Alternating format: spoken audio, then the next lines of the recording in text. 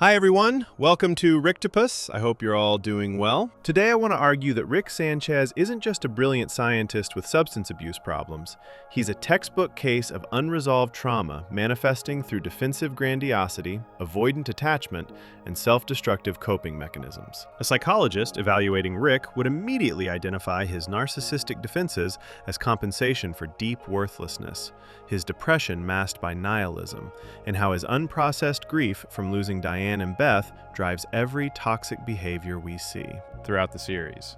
Understanding Rick through actual psychological frameworks reveals he's not a god transcending human emotion. He's a deeply wounded man, using his intelligence to avoid the one thing he fears most: vulnerability. But before we begin, I'd just like to kindly ask you all to subscribe. It's completely free and it really helps us improve the videos for this wonderful community we've managed to build. Anyway, that's enough. Let's begin. What's actually wrong with Rick? If you brought Rick Sanchez into a therapist's office and forced him to sit through a proper psychological evaluation, the results would be striking.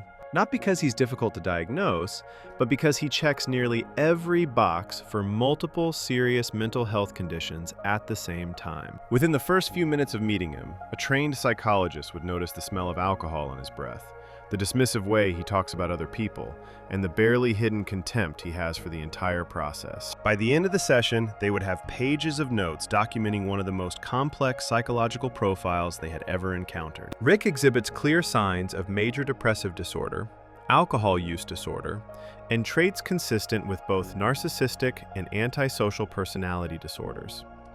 These are not mild cases. We are talking about severe, chronic conditions that have been destroying his life and the lives of everyone around him for decades. But what makes Rick particularly interesting from a clinical perspective is how these conditions interact with each other, creating a psychological storm that most people never experience. His depression feeds his drinking enables his reckless behavior, and his narcissistic defenses protect him from feeling the full weight of what he has become. The evidence for major depressive disorder appears throughout the series, but one moment stands out above all others. In the episode Autoerotic Assimilation, Rick reunites with Unity, a hive-mind entity he once dated. They spend time together, partying and causing chaos across an entire planet. Unity makes Rick happy in a way we rarely see. He laughs, he relaxes, he seems almost at peace. But then Unity leaves him, explaining through a letter that being with Rick brings out the worst parts of her. She needs to focus on her own growth, and Rick holds her back. What happens next is one of the darkest scenes in the entire series. Rick returns to his garage alone. He sits at his workbench, surrounded by the wreckage of his latest adventure. He takes a small alien creature from a container, pets it gently as it makes sad noises, then vaporizes it with a laser beam. This is not random cruelty. This is Rick testing his weapon. He then positions himself directly under the same laser, sets it to fire, and closes his eyes. He is seconds away from killing himself when he passes out drunk and collapses forward, the laser firing into empty space behind his head. He spends the rest of the night slumped over his desk, unconscious and alone. This is not a cry for help. This is not an impulsive moment of sadness. Rick constructed an elaborate suicide device, tested it to make sure it would work, then calmly prepared to use it on himself. The only thing that stopped him was his own intoxication. A psychologist viewing this scene would immediately recognize it as evidence of severe depression with active suicidal ideation and a concrete plan. The fact that Rick does not talk about this moment afterward, that he never mentions it or seeks help, shows how deeply he has internalized his pain. He carries this level of despair with him constantly, hidden behind sarcasm and scientific achievements. The depressive symptoms go beyond this single episode. Rick consistently exhibits anhedonia, which means he struggles to feel pleasure from normal activities. Nothing impresses him, nothing excites him. He has seen infinite dimensions, infinite possibilities, and it all feels meaningless. When Morty tries to show him something cool, Rick barely reacts. When his family celebrates holidays or important moments, he mocks them or shows up drunk. The only time Rick seems truly engaged is when he is solving impossible problems or facing deadly danger, which suggests he needs extreme stimulation just to feel anything at all. This emotional numbness is a core symptom of depression. He also shows significant sleep disturbance, another key diagnostic criterion. We frequently see Rick awake at all hours, working in his garage while the family sleeps. Sometimes he goes days without rest, fueled by whatever alien substances he has access to. Other times he passes out in random places, his body finally giving in to exhaustion.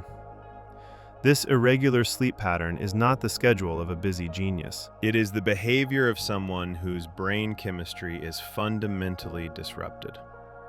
Rick's concentration problems manifest in interesting ways given his intelligence. He can focus intensely on scientific projects, but struggles to maintain attention during normal family interactions. He interrupts conversations, abandons plans halfway through, and seems incapable of sitting through anything he finds boring, even for a few minutes. A psychologist would note that his ability to hyper-focus on certain tasks while completely neglecting others is consistent with depression, especially when the tasks he avoids are the ones that require emotional engagement. The alcohol use disorder diagnosis is even more straightforward. Rick drinks constantly, not socially, not occasionally, but as a baseline state of being. In the very first scene of the series pilot, he is drunk. He wakes up a sleeping Morty in the middle of the night, slurring his words and waving a flask around, insisting they need to go on an adventure right that moment. This is not portrayed as unusual behavior. This is just who Rick is. Throughout the series, Rick is almost never sober. He has a flask in his lab coat pocket at all times. He drinks while working, while flying spaceships, while fighting aliens, while talking to his family at dinner. The frequency and quantity of his alcohol consumption far exceeds what any medical professional would consider safe.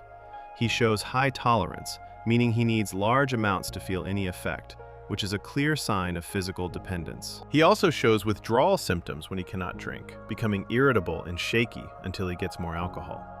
The most telling aspect of Rick's alcoholism is that he is completely unwilling to stop. When his family expresses concern, he dismisses it. When problems arise directly because of his drinking, he blames other factors. He has built his entire life around maintaining constant access to alcohol, and the thought of functioning without it seems impossible to him. This denial and continued use, despite obvious negative consequences, meets every criterion for severe alcohol use disorder. His drinking is not recreational. It serves a specific psychological function. Rick uses alcohol to numb emotional pain, to make social situations bearable, and to quiet the constant noise in his head. Without it, he would have to feel everything fully, and that level of consciousness is apparently unbearable for him. The alcohol creates a buffer between Rick and reality, allowing him to function in a world that he finds fundamentally disappointing. The question of personality disorders becomes more complex. Rick displays many traits associated with narcissistic personality disorder. He has an inflated sense of his own importance, though in his case, this presents an interesting problem. Most narcissists exaggerate their abilities and achievements. Rick actually is the smartest person in the universe. He actually can do impossible things. He actually is objectively superior to almost everyone around him in terms of raw intellectual capability. So when he acts superior, he is not being delusional. He is being accurate. However, narcissism is not really about being smart or capable. It is about needing constant validation, having fragile self-esteem hidden under grandiosity, and lacking empathy for others. Rick shows all of these traits. Despite his genius, he constantly needs to prove himself. He cannot let anyone be right when he is wrong. He cannot tolerate being second best at anything. When Jerry has a good idea in the whirly-durly conspiracy, Rick spends enormous energy undermining it. Not because the idea is bad, but because he cannot handle Jerry succeeding where he did not. His self-esteem is far more fragile than he pretends. When Unity rejects him, he tries to kill himself. When Bird Person chooses revolution over friendship, Rick spirals. When his family seems happy without him, he creates situations that force them to need him again. His grandiose behavior is not confidence. It is a defense mechanism protecting a deeply insecure person who cannot tolerate any evidence that he might not be as important as he tells himself he is. The empathy deficit appears most clearly in how Rick treats strangers. He views most people as insignificant, their lives meaningless, because he knows infinite versions of them exist across dimensions. He kills without hesitation or remorse when it serves his purposes. He manipulates entire civilizations for minor conveniences. The microverse battery in his car is powered by an entire population of beings who do not even know they are enslaved. When confronted about this in The Ricks Must Be Crazy, Rick shows no guilt. He simply argues that his actions are justified because he is smarter than them. But Rick does show empathy for his family, at least sometimes. He saves Morty's life repeatedly, often at significant personal risk. He shows genuine affection for his grandchildren in unguarded moments. This selective empathy is more consistent with narcissism than with true antisocial personality disorder. He can care about people, but only when they matter to his own sense of self. His family is an extension of his identity, so he protects them. Everyone else is expendable. The antisocial personality disorder traits are also prominent. Rick has repeatedly violated laws and social norms since childhood. He shows no remorse for destructive actions. He is impulsive, making dangerous decisions without considering consequences. He is deceitful, lying easily and often. He is irritable and aggressive, getting into physical fights despite being an old man. He fails to plan ahead, jumping into situations that any reasonable person would avoid. These behaviors have been consistent throughout his adult life, which is necessary for the diagnosis. A psychologist evaluating Rick would notice how these conditions reinforce each other. His depression makes him drink more. His drinking impairs his judgment, leading to narcissistic and antisocial behaviors. These behaviors damage his relationships, which deepens his depression. The cycle continues, each condition making the others worse, creating a pattern that becomes harder to break over time. They would also notice what Rick does not show. He does not have psychotic symptoms. His perception of reality is accurate, even if his emotional responses are disturbed. He does not have manic episodes. His energy and grandiosity are consistent, not cyclical.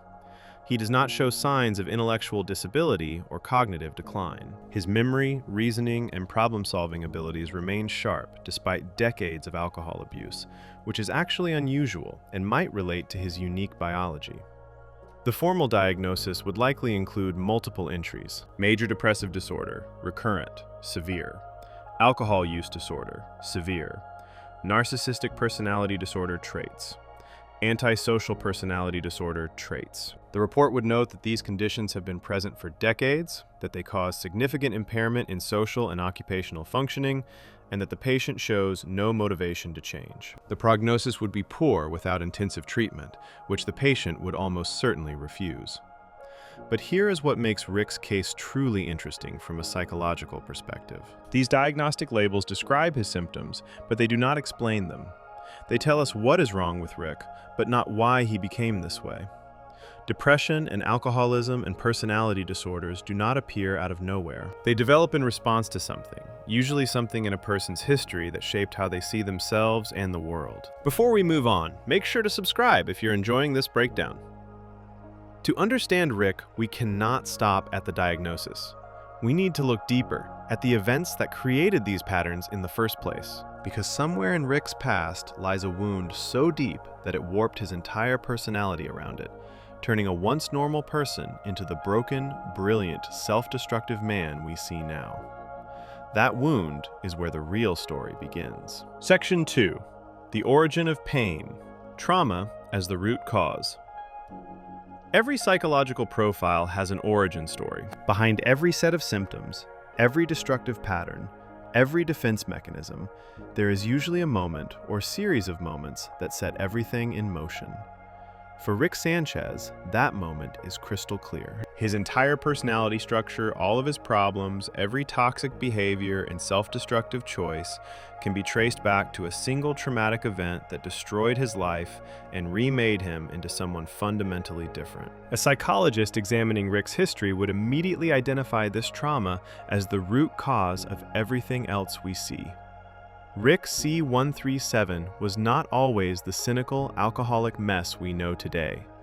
Before the trauma, he was something else entirely. He was what the show describes as a humble scientist, a man who lived a normal life with his wife Diane and their young daughter Beth. He worked on experiments in his garage, nothing too ambitious, just the projects of a smart person exploring interesting questions. He had a family he loved. He had a simple, stable existence. There was no portal gun, no interdimensional travel, no infinite adventures. Just a regular man with an above-average mind living a regular life. Everything changed when another version of Rick appeared in his garage. This was Rick Prime, a version of himself from another dimension who had already invented interdimensional portal technology.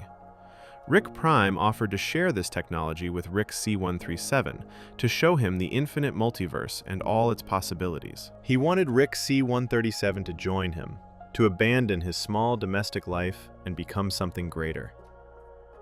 Rick C-137 looked at this offer, looked at his wife and daughter, and refused. He told Rick Prime he was not interested in the multiverse. He had everything he needed right here. Rick Prime did not take the rejection well.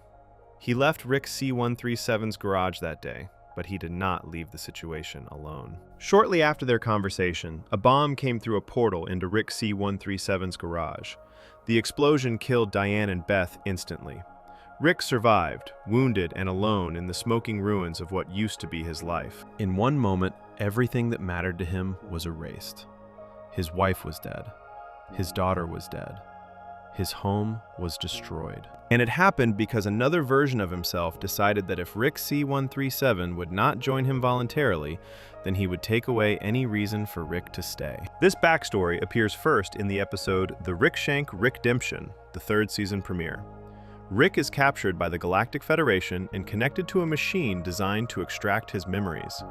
They want to know how his portal gun works. Rick shows them a memory that looks like the traumatic origin of his character, the moment Diane and Beth died in the explosion. But at the end of the episode, after Rick has escaped and destroyed the Federation, he tells Morty and Summer that the entire memory was fake. He claims he invented that backstory just to trick the Federation, that he made up the story of a dead wife and daughter to manipulate his interrogators. For several seasons, viewers did not know what to believe. Was the trauma real, or was it a fabrication? Rick's insistence that he invented it seemed credible because Rick lies constantly. Maybe he never had that simple domestic life. Maybe Diane and Beth never existed the way the memory showed them. The ambiguity was intentional, leaving Rick's true origins unclear. The truth was finally confirmed in the episode Rick Mirai Jack, the 5th season finale. Evil Morty hacks into the Citadel's records and reveals Rick C-137's actual history to Morty Prime. The images show exactly what we saw in the Season 3 memory, Rick Prime appearing in the garage, Rick C-137 refusing his offer. The bomb coming through the portal, Diane and Beth dying in the explosion, Rick C-137 wounded and grieving. It was all real. The memory was not fabricated.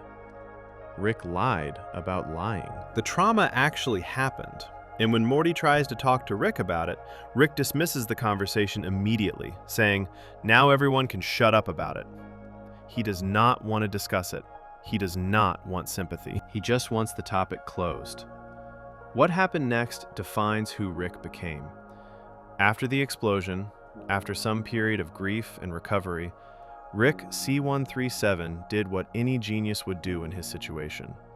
He built the technology himself. Rick Prime had offered to give him portal travel, but Rick refused. Now Rick invented it on his own, driven by a singular purpose. He was going to find Rick Prime. He was going to hunt down the version of himself who murdered his family, and he was going to kill him. This revenge quest consumed Rick's life for decades. He traveled across dimensions searching for Rick Prime. He killed countless other Ricks along the way, alternate versions of himself who got in his way, or who he thought might be the right one. The violence became so extreme that the other Ricks eventually surrendered and formed the Citadel, a collective of Ricks banding together because Rick C-137 had become too dangerous to face individually. Rick even helped them build the Citadel, overseeing its construction, though he eventually abandoned it to continue his hunt alone. During this period, Rick also joined the rebellion against the Galactic Federation. He fought alongside Bird Person and Squanchy, becoming a legendary figure in the Resistance. But this was not about politics or freedom. It was just something to do while he searched for Rick Prime. Rick was not motivated by ideology. He was motivated by revenge, and every action he took served that single goal: find Rick Prime, make him pay. Nothing else mattered. The hunt went on for so long that Rick eventually gave up. He never found Rick Prime. After decades of searching, killing, and destroying, Rick was no closer to his goal than when he started. Depressed and defeated, he crash-landed in the garage of a Beth Smith in another dimension. This Beth was an adult with a family of her own. She had a husband named Jerry and 2 children named Summer and Morty, and she had been abandoned 20 years earlier by her version of Rick, who was Rick Prime. Rick C-137 realized this dimension offered him something. He could not get revenge, but he could have a replacement family. A new Beth, a new chance, a new reason to keep existing. So Rick C-137 moved in and took Rick Prime's place. He pretended to be the Rick who belonged to this family. He never told them the truth. He never explained that their real grandfather had abandoned them, that he was a different Rick entirely, that his original Beth was dead and they were just substitutes. He simply inserted himself into their lives and started going on adventures with Morty, using the boy as camouflage because Morty's brainwaves somehow masked Rick's presence from his enemies. This is where the series begins, with Rick already living a lie, already using a replacement family to fill a void that can never truly be filled. But the story of Diane gets even worse. In the episode Solarix, Rick accidentally resets the portal system, sending all interdimensional travelers back to their home dimensions. Rick finds himself back in his original dimension C-137, standing in his old house where Diane and Beth died. The house has been abandoned for decades, a shrine to his dead family. And inside, he discovers something he created years ago: an artificial intelligence version of Diane. The Diane AI is not a companion or a comfort, it is a punishment. Rick programmed it to sound like Diane calling to him from another room, constantly reminding him that she is dead, constantly urging him to get revenge on her killer. The AI exists only to haunt him, to make sure he never forgets what he lost or what he failed to do about it. Rick created his own ghost, his own psychological torture device, and left it running in his abandoned home for years. When he encounters it again in this episode, he tells the AI that he is done, that he has a new family now, that he needs to move on. But the AI points out something important. If Rick got reset to his home dimension, then Rick Prime probably got reset too. The hunt is not over. The killer is within reach. Rick almost gives in, almost starts the revenge quest again, but Morty talks him out of it, reminding him that he has a family in another dimension who needs him. Rick agrees and leaves dimension C-137 behind, supposedly putting his past to rest. Except, the AI was right. Rick Prime was reset. And Rick's attempt to move on was premature. The revenge story finally concludes in Season 7. In the episode Unmortrican, Rick C-137 finally tracks down Rick Prime, and they have their ultimate confrontation. Rick discovers that Rick Prime did not just kill his Diane. He killed many Dianes across multiple dimensions, targeting the Dianes of Rick's who refused his offer. And then he went further. Rick Prime invented a weapon called the Omega device that allowed him to erase someone from every dimension simultaneously. He used this device on Diane, eliminating every version of her across the entire multiverse. Diane does not exist anywhere anymore except in memories. She was not just killed, she was erased from reality itself. Rick Prime built an elaborate trap to kill the Ricks who came hunting for him, including a robot wearing Diane's face as a final psychological weapon. Rick C-137 survives the trap and finally gets his hands on Rick Prime. The fight that follows is brutal. Rick beats Rick Prime to death with his bare fists, pounding him into the ground until there is nothing left. He finally gets his revenge. He finally kills the person who destroyed his life. And when it is over, when Rick Prime is dead and gone, Rick feels nothing. The victory is empty. Killing his family's murderer does not bring them back. It does not heal anything. It just ends the quest that gave his life purpose for decades. A psychologist analyzing this history would recognize it as one of the most severe trauma cases imaginable. Rick did not just lose his family to an accident or illness, He watched them murdered in an explosion specifically designed to punish him for his choices. The trauma was sudden, violent, and intentional.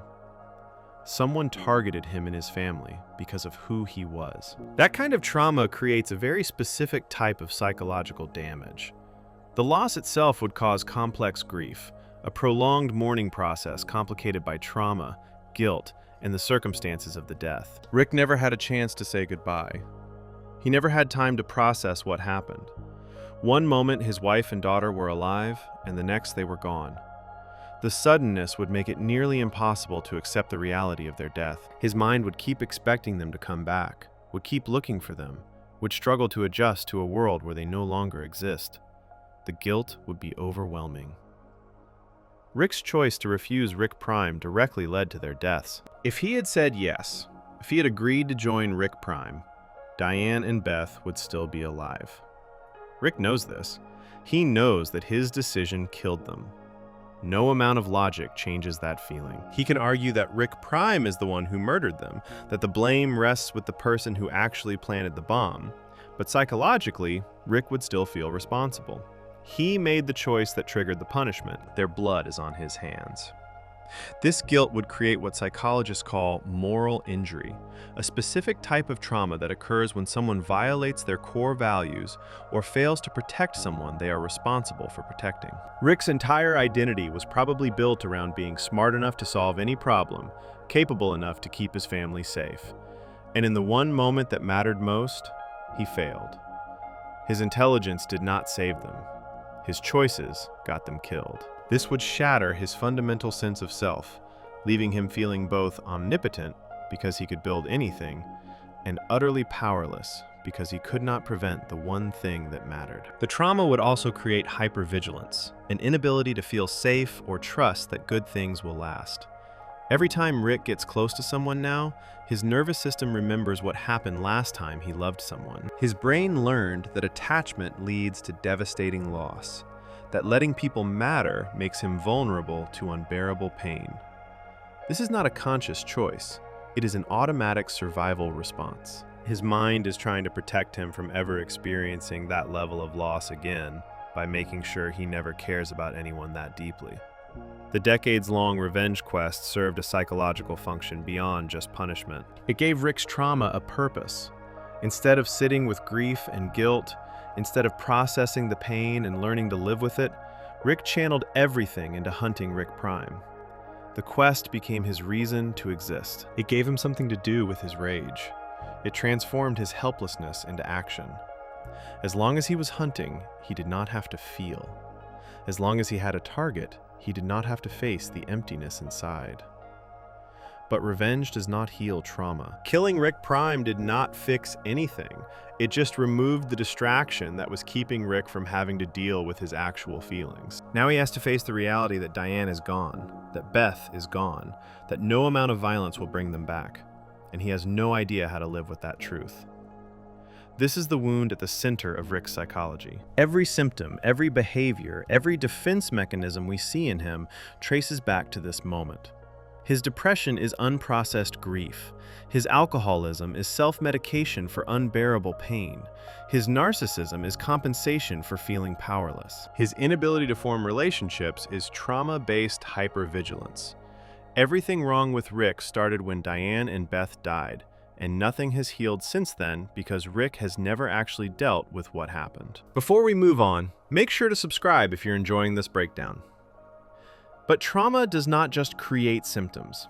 It changes how people relate to others, how they bond, how they connect. And to understand Rick's relationships, we need to look at how this trauma rewired his entire attachment system, turning him into someone who pushes away the very connections that might actually help him heal. Section 3. Attachment wounds. Why Rick can't connect. When someone experiences severe trauma, especially trauma involving the loss of loved ones, it fundamentally changes how their brain approaches relationships. The psychological term for this is attachment disruption. The brain's basic system for forming and maintaining emotional bonds gets damaged, rewired in ways that make future connections feel dangerous instead of safe. For Rick Sanchez, losing Diane and Beth did not just take away the people he loved. It destroyed his ability to love anyone else without overwhelming fear of loss. A psychologist would immediately recognize Rick's behavior as classic avoidant attachment style, taken to an extreme that borders on pathological. Avoidant attachment manifests in a consistent pattern. The person desires connection on some level, but cannot tolerate the vulnerability that comes with it. They push people away before they can be hurt. They maintain emotional distance even in close relationships. They intellectualize feelings instead of experiencing them. They convince themselves that they do not need anyone, that independence is strength and connection is weakness. Every single one of these patterns appears in how Rick relates to other people throughout the series. The most clear example of Rick's attachment problems comes from his relationship with Unity in the episode Autoerotic Assimilation. Unity is a hive mind entity, a collective consciousness that can assimilate entire populations. Rick and Unity dated in the past, before the series began. When they reunite in this episode, we see Rick genuinely happy in a way that almost never appears otherwise. He smiles, he laughs, he plans activities with excitement, he shows affection openly. Unity seems to be one of the few beings in the universe who can actually reach past Rick's defenses and connect with the person underneath. They spend time together, taking over a planet, partying, engaging in all sorts of chaotic behavior that they both enjoy. For a brief period, Rick seems almost healthy. He is not drinking as heavily, he is not as aggressive or dismissive. The relationship appears to be good for him, giving him something he desperately needs, even if he would never admit needing anything. But the relationship is not good for Unity. Being with Rick brings out destructive impulses in Unity, pulling the hive mind toward increasingly reckless and harmful choices.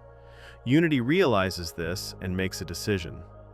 Unity leaves Rick a handwritten letter explaining the breakup. The letter says that being together makes both of them worse, that they enable each other's worst behaviors, that Unity needs to focus on self-improvement and cannot do that while maintaining this relationship. Unity explicitly states that Rick has not grown or changed, and that this stagnation is incompatible with Unity's goals. The letter ends with Unity saying goodbye, making it clear this is final. Rick's response to this rejection is the suicide attempt described in the previous section. But what matters for understanding his attachment style is not just that he tried to kill himself, it is why.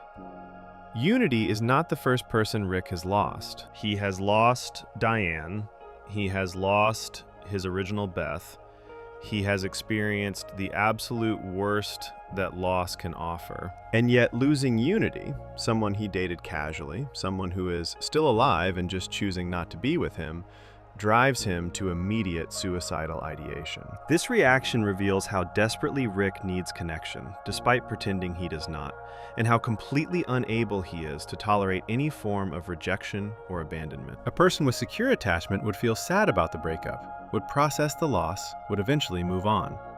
A person with anxious attachment would beg Unity to stay, would promise to change, would become clingy and desperate. Rick does neither. He skips straight to self-destruction. This is the avoidant attachment response taken to its logical extreme. If he cannot have the connection, if he is being abandoned again, then there is no point in existing at all. He would rather die than feel the vulnerability of being left. What makes this even more psychologically revealing is that Unity did not actually abandon Rick in the same way Diane was taken from him. Unity made a healthy choice to end a toxic relationship. Unity is still alive, still existing, just not with Rick. But to Rick's traumatized attachment system, any form of separation feels like the same catastrophic loss. His brain cannot distinguish between death and departure, between murder and breakup. Loss is loss, and his nervous system responds as if he is back in that garage, watching his family die all over again. Rick's relationship with Bird Person shows the same attachment pattern from a different angle. Bird Person is Rick's oldest friend. They fought together in the rebellion against the Galactic Federation. They were in a band together called the Flesh Curtains. Bird Person knows Rick better than almost anyone, has seen him at his worst and best, and maintains genuine affection for him, despite everything. Bird Person is probably the closest thing Rick has to a best friend. And yet, Rick keeps Bird Person at a distance. In the episode Get Swifty, we learn about their shared history, but we also see how Rick talks about it. He is dismissive of the past, acting like it does not matter, like the friendship is not important. When Bird Person gets married in the episode The Wedding Squanchers, Rick shows up but spends the whole time being difficult and uncomfortable. He cannot simply be present and supportive.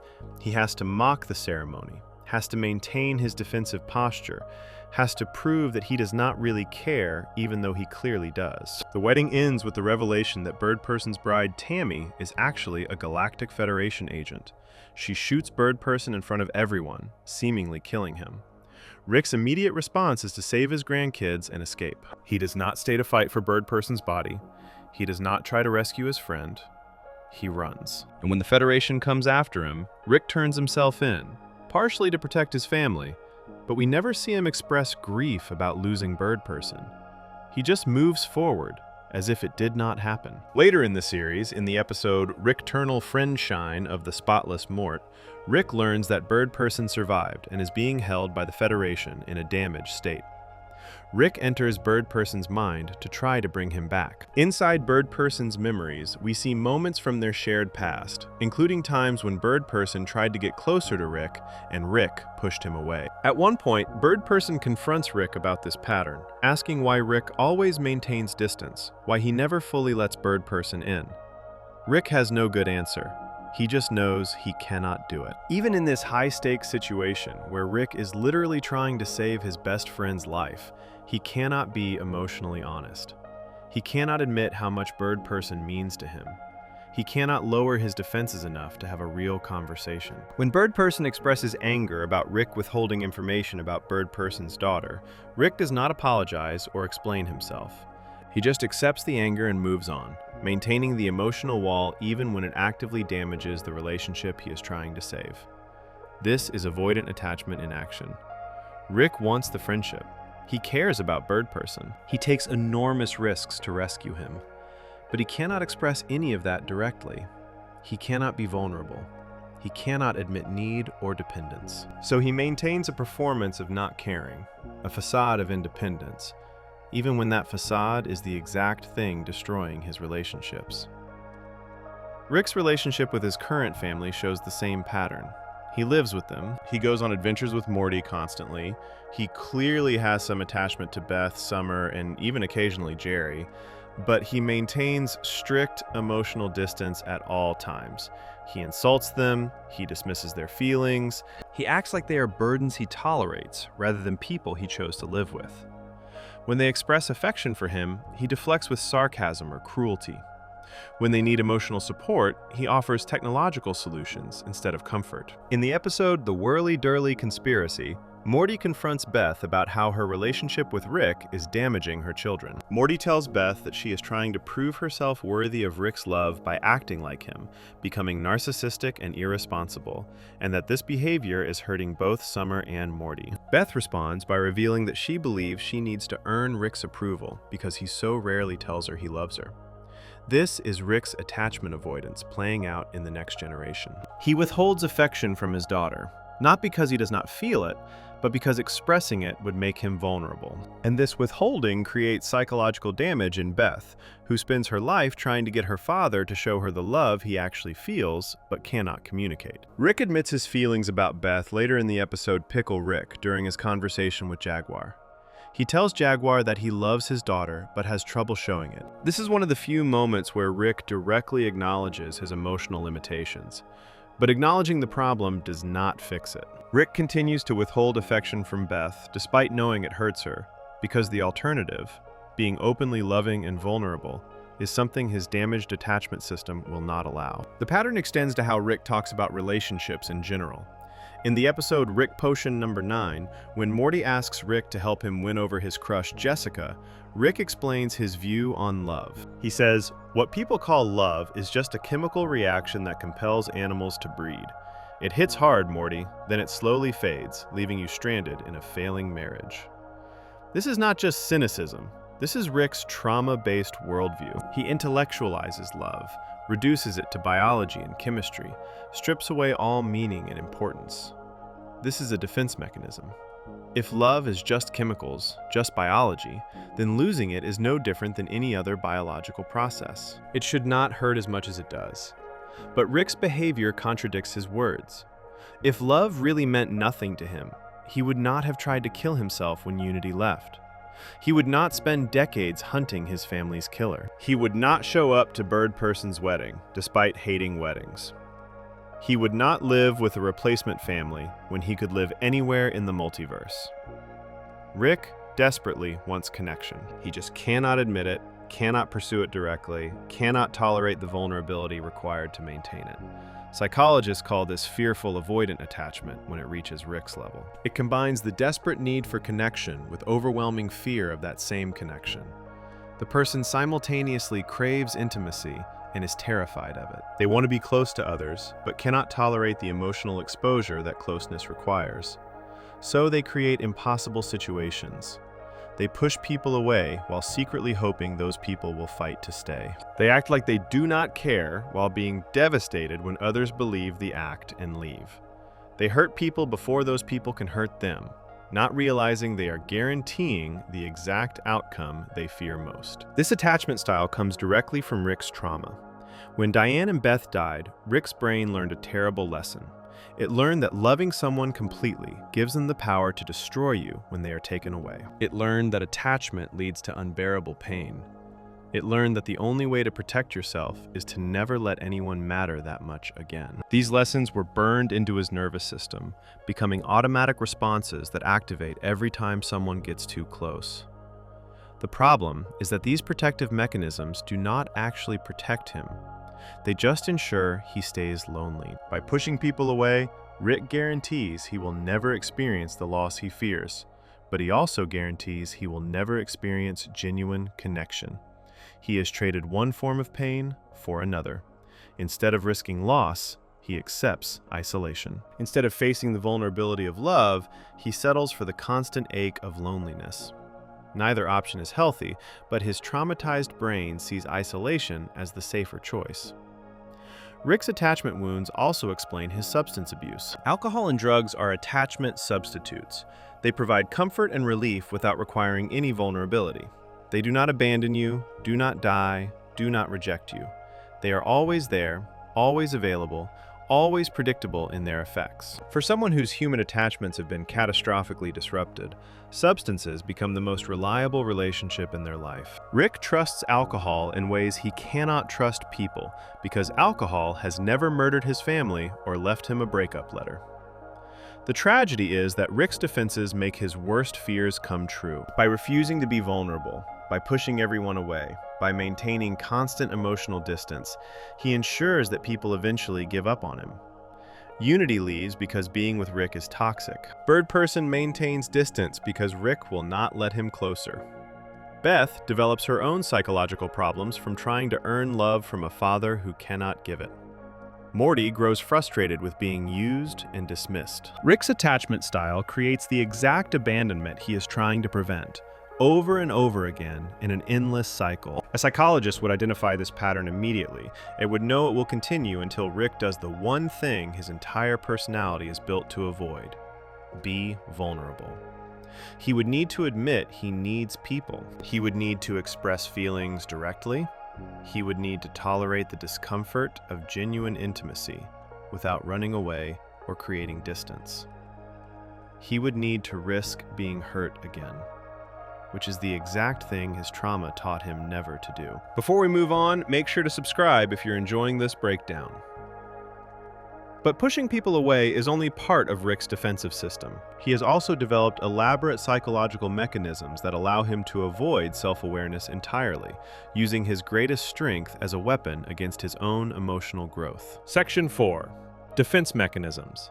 The Pickle Rick Problem. Psychologists use the term defense mechanisms to describe the unconscious strategies people use to protect themselves from uncomfortable emotions. Everyone has defenses. They are a normal part of mental functioning. When reality becomes too painful or anxiety becomes too intense, the mind automatically deploys these protective strategies to make things more bearable. Some defenses are healthy, like using humor to cope with stress. Others are less healthy, like denying obvious problems or projecting your own flaws onto other people. The key question is not whether someone uses defenses, but which defenses they use and how rigidly they rely on them. Rick Sanchez has developed one of the most elaborate defensive systems ever depicted in fiction. His primary defense mechanism is intellectualization, which means converting emotional experiences into abstract intellectual problems. Instead of feeling his feelings, Rick analyzes them. Instead of processing grief, he studies the chemistry of sadness. Instead of admitting vulnerability, he explains why vulnerability is illogical. This defense allows him to maintain the illusion of control over his inner life, treating his own emotions as data to be examined rather than experiences to be felt. But Rick takes this defense to an unprecedented level. He does not just intellectualize his emotions. He uses his scientific genius to physically transform reality so he never has to face emotional situations at all. The clearest example of this appears in the episode Pickle Rick, which is essentially a 20-minute case study in extreme avoidance behavior disguised as a comedic sci-fi adventure. The episode begins with Rick sitting on his workbench in the garage, except he is not in his normal form. He has turned himself into a pickle, an actual pickle, small and green and completely immobile. When his family discovers him, Rick claims this is an experiment, just another one of his scientific projects. But Morty immediately notices something suspicious. There is a syringe hanging directly above Rick's pickle form, suspended by a string that runs through scissors attached to a timer. The timer is set to go off exactly when the family would be leaving for their scheduled therapy appointment with Dr. Wong. Beth has made this therapy appointment for the whole family. She wants them to work on their issues together, to address the dysfunction that has been getting worse since Rick moved in. Rick clearly does not want to go. The syringe hanging above him contains a serum that would presumably turn him back into human form, and the timer would drop that serum onto him right after the family left for therapy. The plan is obvious. Rick turned himself into a pickle specifically to avoid family therapy, intending to transform back after everyone else had already gone. When confronted about this extremely transparent plan, Rick gives a long pause before insisting that the syringe is completely unrelated to the discussion and does not warrant further explanation. He maintains his story that being a pickle is just a science experiment, nothing more. Beth, despite clearly understanding what is happening, chooses to believe Rick's explanation because admitting the truth would mean admitting her father is deliberately avoiding something important to her. She takes the syringe with her when the family leaves, forcing Rick to deal with the consequences of his own avoidance. What happens next is pure defense mechanism in action. Unable to move on his own, Pickle Rick gets knocked off his workbench by a cat and washed into the sewers during a rainstorm. Any normal person in this situation would recognize they made a terrible mistake and would focus on getting help. But Rick does not ask for help. Instead, he sees this as an engineering challenge to be solved. He encounters a cockroach, bites down on its head, and discovers he can control its movements by stimulating its brain with his tongue. He builds a crude exoskeleton out of cockroach parts, creating mobility for his pickle body. This is intellectualization taken to a literal extreme. Rick has a serious emotional problem, his inability to participate in family therapy and address his relationships. Instead of dealing with that problem, he has transformed it into a series of technical problems. How do I move without limbs? How do I survive in the sewers? How do I build tools with limited resources? These are problems Rick can solve. These are challenges his intelligence can overcome, so he focuses entirely on them, using his genius to avoid thinking about why he is in this situation in the first place. The avoidance escalates. Rick builds a better exoskeleton from rat corpses he kills in the sewer. He creates a jetpack. He accidentally flies into a secure government facility where he is immediately attacked by armed guards. What follows is an extended action sequence where Pickle Rick fights his way through the facility, killing dozens of people, building weapons from office supplies and body parts, and ultimately escaping with the help of a prisoner named Jaguar. The entire sequence is violent, chaotic, and completely unnecessary. Rick could have called his family at any point. He could have asked Beth to bring him the serum. He could have admitted he made a mistake and needs help. But asking for help would require admitting vulnerability. It would require acknowledging that he needs other people, that he made a bad decision, that his avoidance strategy backfired. Rick's defenses will not allow any of that. So instead of asking for help, he fights an entire government agency. Instead of admitting error, he turns his predicament into an adventure. Instead of facing his emotional problem, he creates dozens of physical problems that he can solve through violence and ingenuity. The defense mechanism has taken over completely. making everything worse while maintaining the illusion that Rick is still in control. During his escape, Rick has a brief conversation with Jaguar, the prisoner who helps him. Jaguar asks why Rick is doing all of this, why he is fighting so hard when he could have just avoided the situation entirely. Rick admits to Jaguar that he loves his daughter, but has trouble showing it. This is a rare moment of honesty, a crack in the defensive wall. Rick acknowledges his emotional limitation directly, but the moment passes quickly, and Rick does not pursue the insight any further. He has more immediate problems to solve, more physical challenges to overcome, more ways to avoid thinking about what he just admitted. Meanwhile, the rest of the family is actually attending therapy with Dr. Wong. Beth spends most of the session deflecting, insisting that the real problems are minor behavioral issues like Summer sniffing pottery enamel or Morty peeing in his desk. She does not want to discuss Rick's absence or what it means. She does not want to examine the family dysfunction that Rick's presence has created. She, like her father, is using intellectual defenses to avoid emotional truth. She would rather debate the definition of problems than admit her family has serious issues.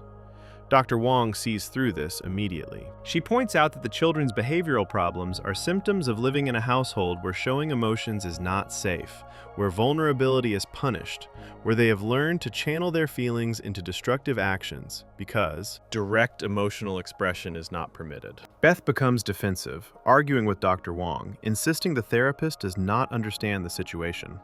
This is classic resistance in therapy, the client's defenses pushing back against insights that threaten their psychological equilibrium. Rick eventually shows up at the therapy office, still in pickle form, covered in blood and rat guts and sewage. He needs the syringe that Beth took, the serum that will turn him back into human form.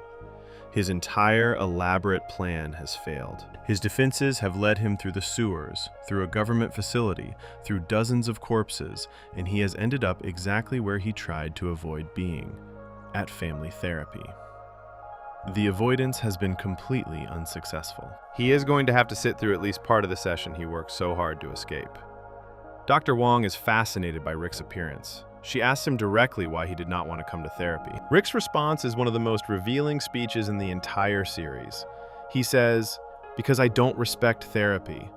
Because I'm a scientist. Because I invent, transform, create, and destroy for a living, and when I don't like something about the world, I change it." And I don't think going to some rented office in a strip mall to listen to an agent of averageness explain which words mean which feelings has ever helped anyone do anything. I think it's helped a lot of people get comfortable and stop panicking, which is a state of mind we value in the animals we eat, but not something I want for myself.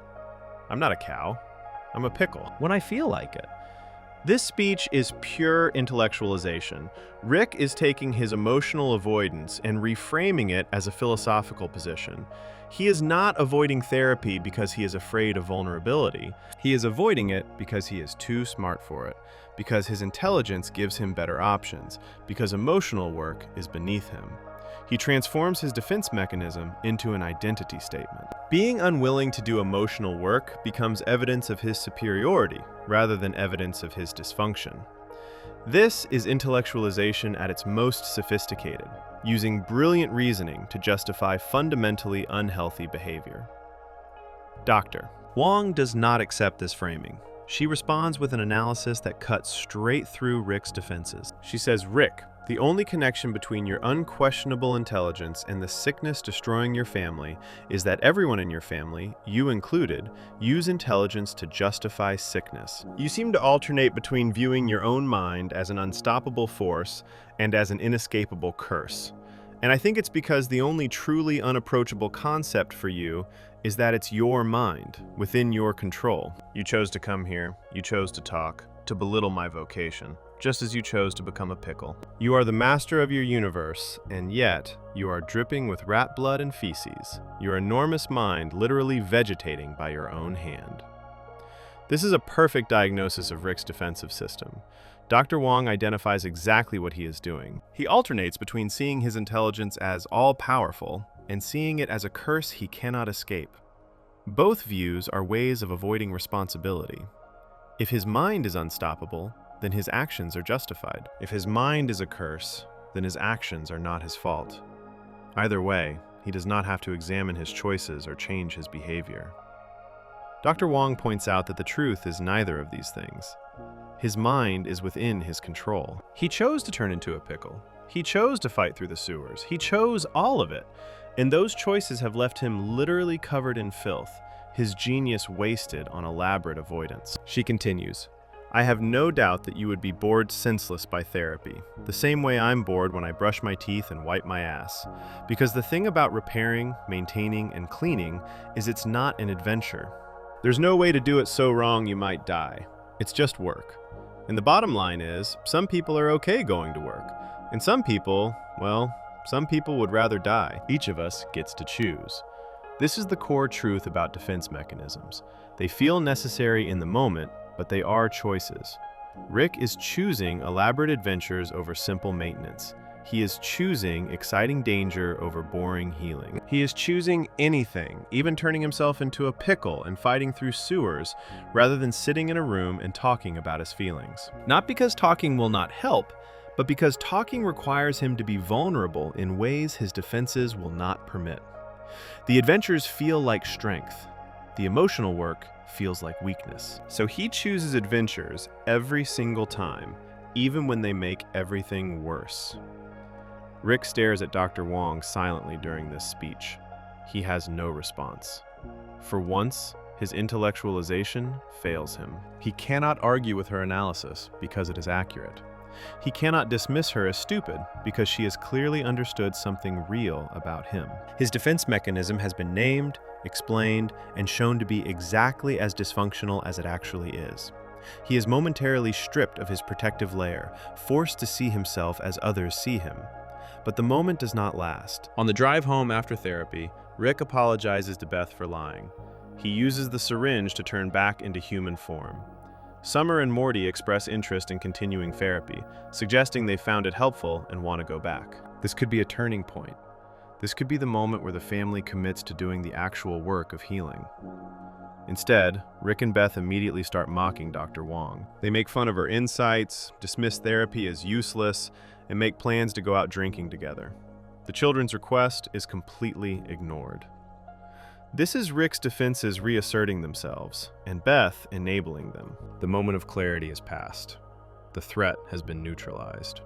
Now, Rick can return to his normal patterns, can restore his protective mechanisms, can go back to avoiding anything that requires emotional honesty. And he brings Beth with him, teaching her that when therapy gets too close to real insights, the correct response is to mock it and get drunk. The defensive system not only protects itself, but reproduces itself in the next generation. The entire episode functions as a perfect illustration of how defense mechanisms work in the real world. They start with an uncomfortable emotion or situation. The person deploys a defense to avoid feeling that discomfort. The defense creates new problems. Those problems require more defenses. The situation escalates until the person is doing increasingly absurd things, all in service of not feeling the original feeling. And at the end, even when the dysfunction becomes obvious, even when someone points it out directly, the person returns to the same defenses because the alternative, actually feeling the uncomfortable feeling, remains too threatening to tolerate. Rick's use of his intelligence as a defense mechanism appears throughout the series, not just in this episode. Whenever emotional situations arise, Rick responds by creating a technological solution. When he is sad, he builds something. When relationships get complicated, he invents a device that bypasses the complication.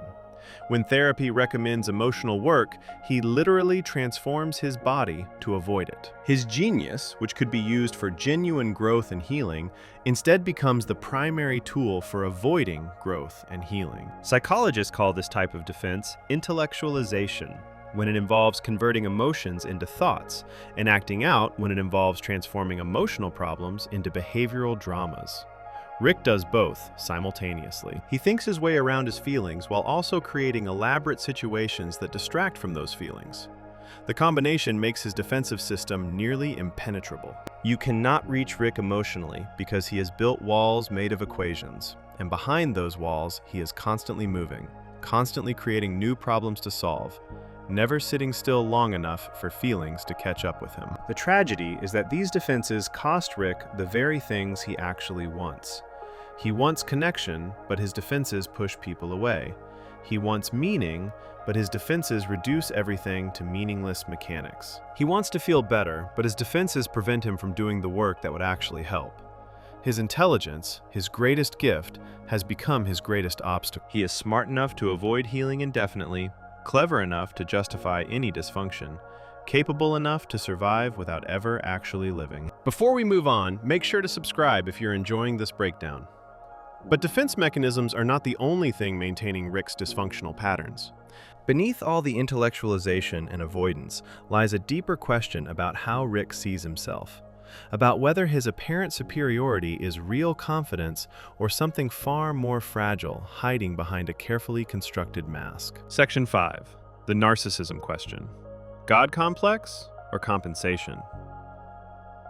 One of the most challenging aspects of diagnosing Rick Sanchez is determining whether his grandiosity represents true narcissism or compensatory behavior masking deep insecurity. In typical cases, the distinction is straightforward. A narcissist exaggerates their abilities and importance beyond what reality supports. They claim to be special when they are actually ordinary. But Rick presents a unique diagnostic puzzle because his claims about himself are objectively true. He actually is the smartest person in the universe. He actually can do impossible things. He actually is superior to virtually everyone around him in terms of intellectual capability. So when he acts superior, is that narcissism or just accurate self-assessment? The answer lies not in what Rick can do, but in why he needs to constantly prove it. A person with genuine confidence does not require endless validation. They do not need to announce their superiority repeatedly. They do not become enraged when someone questions their abilities. They do not structure their entire reality around ensuring they remain the smartest person in every possible dimension. Rick does all of these things, which suggests his grandiosity serves a psychological function beyond simple self-awareness. He is not just smart, he needs to be the smartest. And that need reveals the fragility underneath. The clearest evidence of this fragility appears in how Rick responds to rejection or failure. We already discussed his suicide attempt after Unity left him in autoerotic assimilation. That episode reveals the core truth about Rick's self-esteem. When he is alone, when no one is watching, when he has no one to perform superiority for, he tries to kill himself.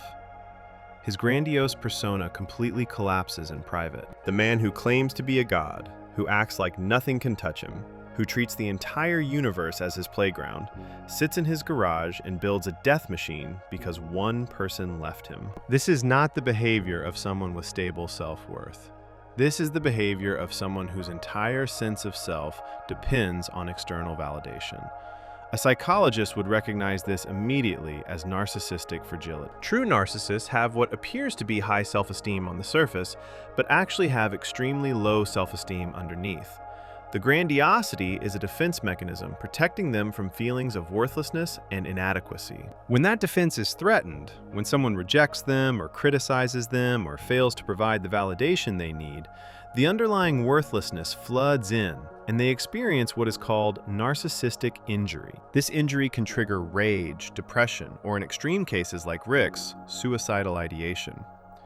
Rick's need for validation appears constantly throughout the series, though he would never admit to needing anything. He surrounds himself with family members despite claiming not to care about them. He keeps Morty close despite insulting him constantly. He lives in a house full of people when he could live anywhere in the infinite multiverse. Why? Because he needs an audience. He needs people to witness his brilliance, to depend on him, to acknowledge his superiority. Without that constant validation, without people around to remind him he matters, Rick cannot maintain his grandiose self-image. His treatment of Jerry provides another window into this dynamic. Jerry is not a threat to Rick in any objective sense. Jerry is not smart, not powerful, not dangerous. He is just an ordinary man trying his best in a family that constantly mocks him. But Rick treats Jerry with intense contempt and hostility that seems disproportionate to anything Jerry actually does. Rick goes out of his way to humiliate Jerry, to undermine him, to make him feel small. This behavior reveals something important. Rick needs Jerry to be beneath him. He needs someone in the family to serve as the opposite of everything Rick represents, someone whose failures make Rick's successes more visible by contrast.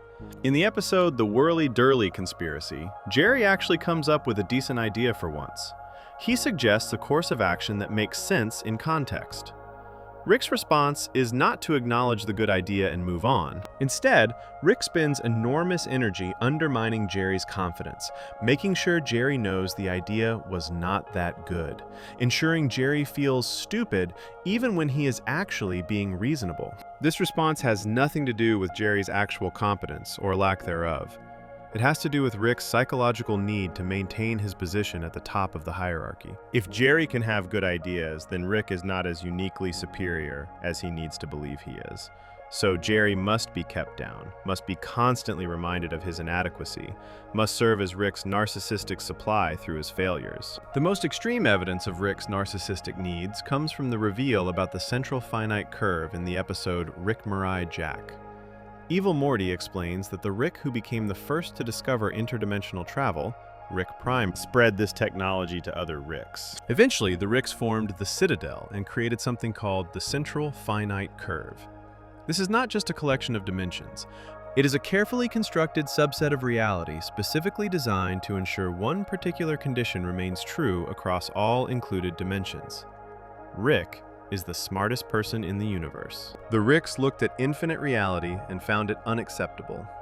Somewhere in that infinity, there must be dimensions where Rick is not the smartest, where someone else has greater intelligence, where Rick is merely above average rather than supreme. This possibility was apparently so intolerable that the Ricks collectively decided to wall off those dimensions. They created a bubble of reality where Rick's intelligence is definitionally the highest, where no threat to their supremacy can exist, where their genius is guaranteed rather than contingent.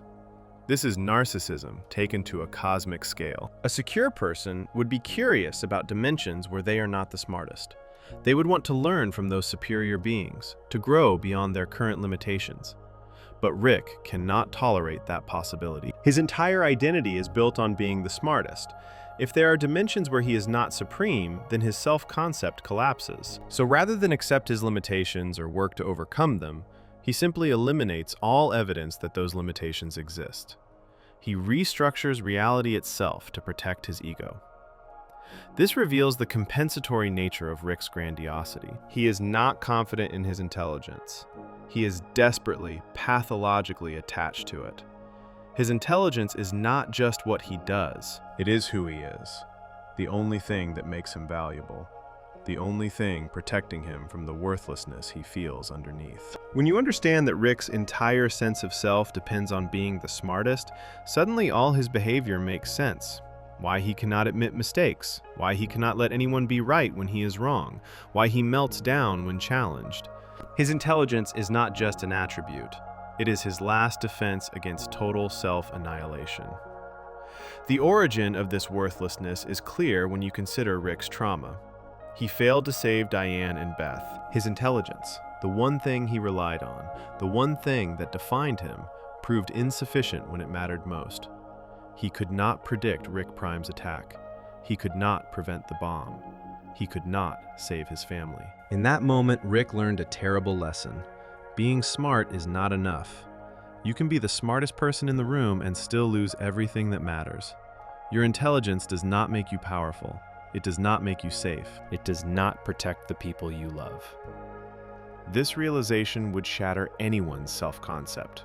But for Rick, it was especially devastating because intelligence was his primary source of identity and self-worth. If being smart could not save his family, then what good was it? What was the point of his genius if it failed him in the one moment that mattered?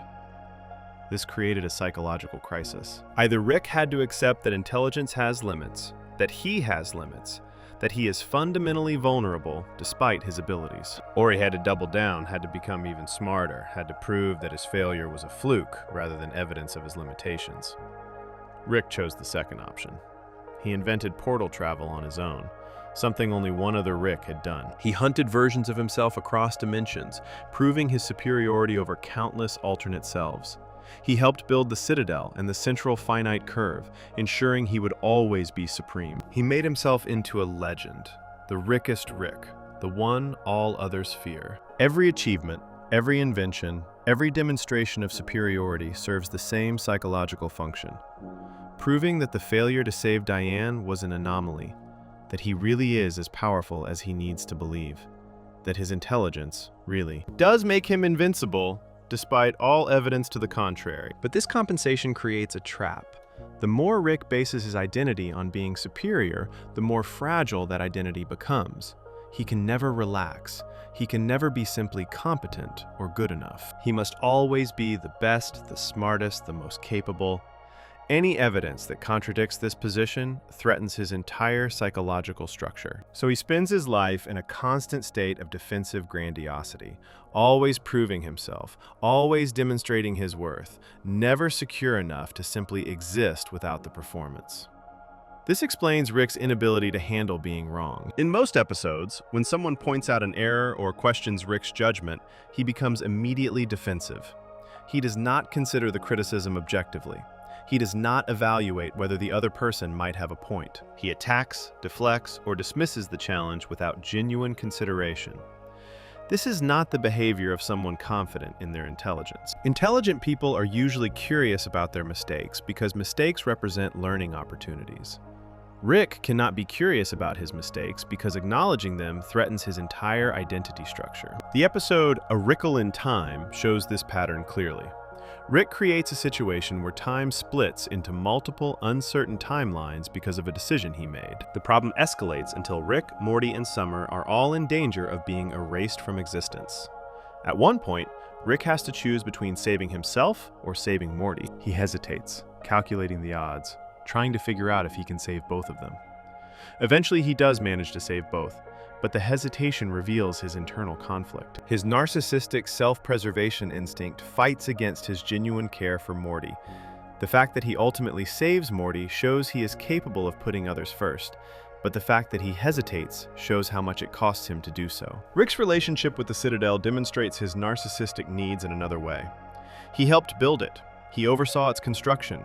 The Citadel is essentially a monument to Rick, a place where infinite versions of himself gather, where his superiority is the organizing principle of an entire society. But Rick abandons the Citadel and treats it with contempt. Why? Because seeing other versions of himself removes his specialness.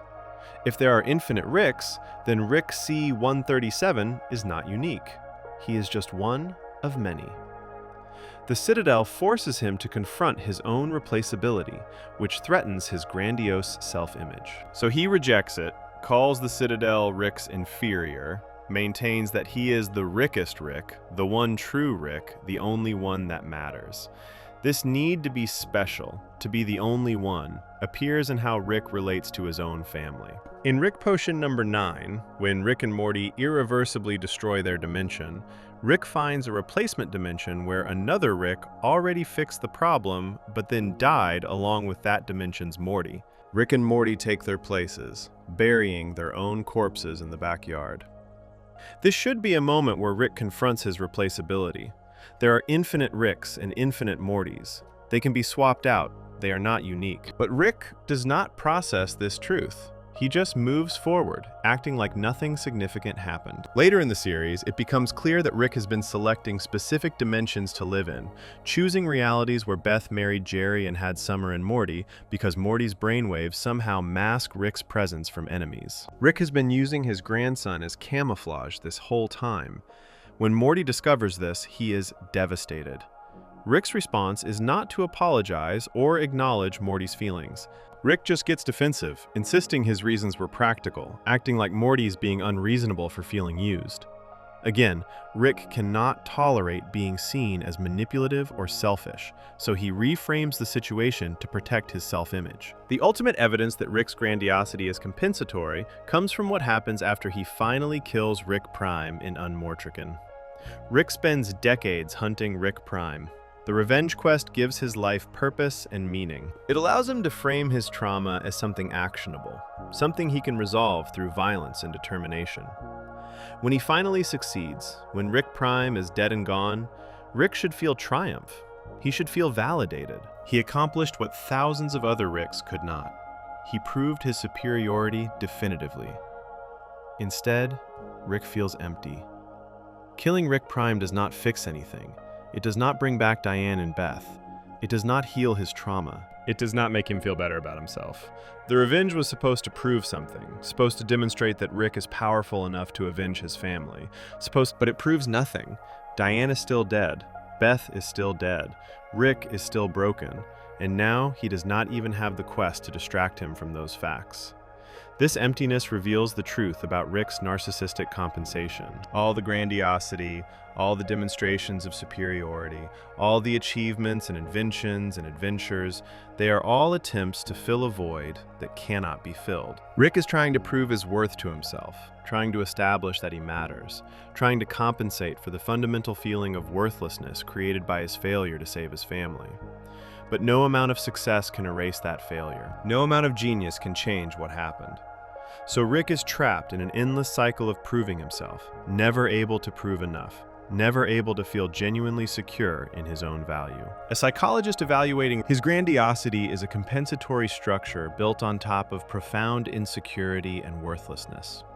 His need for validation stems from an inability to internally validate himself after his catastrophic failure. His contempt for others is not based on genuine superiority, but on desperate need to maintain a hierarchical position that feels increasingly fragile. His inability to admit mistakes comes from equating mistakes with worthlessness rather than seeing them as normal parts of being human.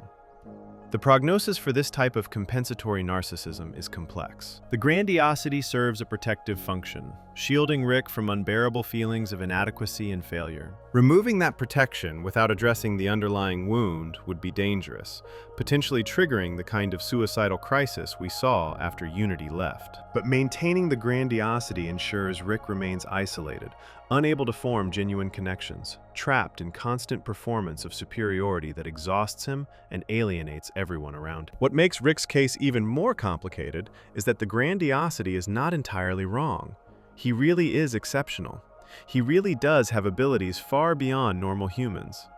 So the therapeutic challenge is not to convince Rick he is not special. It is to help him understand that being special does not protect him from vulnerability, that intelligence does not solve emotional problems, that his worth as a person is not determined by whether he can save everyone from everything. This understanding would require Rick to face the one thing his grandiosity exists to avoid: the possibility that he has inherent value beyond his abilities, that he deserves to exist even if he failed his family, that being the smartest person in the universe does not make him any less responsible for doing the emotional work everyone else has to do. Before we move on, make sure to subscribe if you're enjoying this breakdown. But accepting these truths would require Rick to lower his defenses, to stop performing superiority, to sit with the uncomfortable reality of his limitations. And there is one particular coping mechanism Rick uses to make sure that never happens. One substance that keeps him numb enough to maintain the performance day after day without having to feel the full weight of what he is avoiding. Section 6. Substance abuse as self-medication. When psychologists evaluate someone with Rick's profile, substance abuse is often one of the most visible symptoms, but also one of the hardest to treat. This is because addiction serves a function. People do not typically develop severe substance use disorders for recreational reasons. They develop them because the substances provide something they cannot get any other way: relief from unbearable psychological pain, temporary escape from intrusive thoughts, chemical regulation of emotions they cannot regulate naturally, or, simply, the ability to function in situations that would otherwise be intolerable. Rick Sanchez drinks constantly, not because he enjoys being drunk, but because being sober is apparently worse. The very first scene of the entire series establishes Rick's relationship with alcohol. In the pilot episode, the show opens in the middle of the night.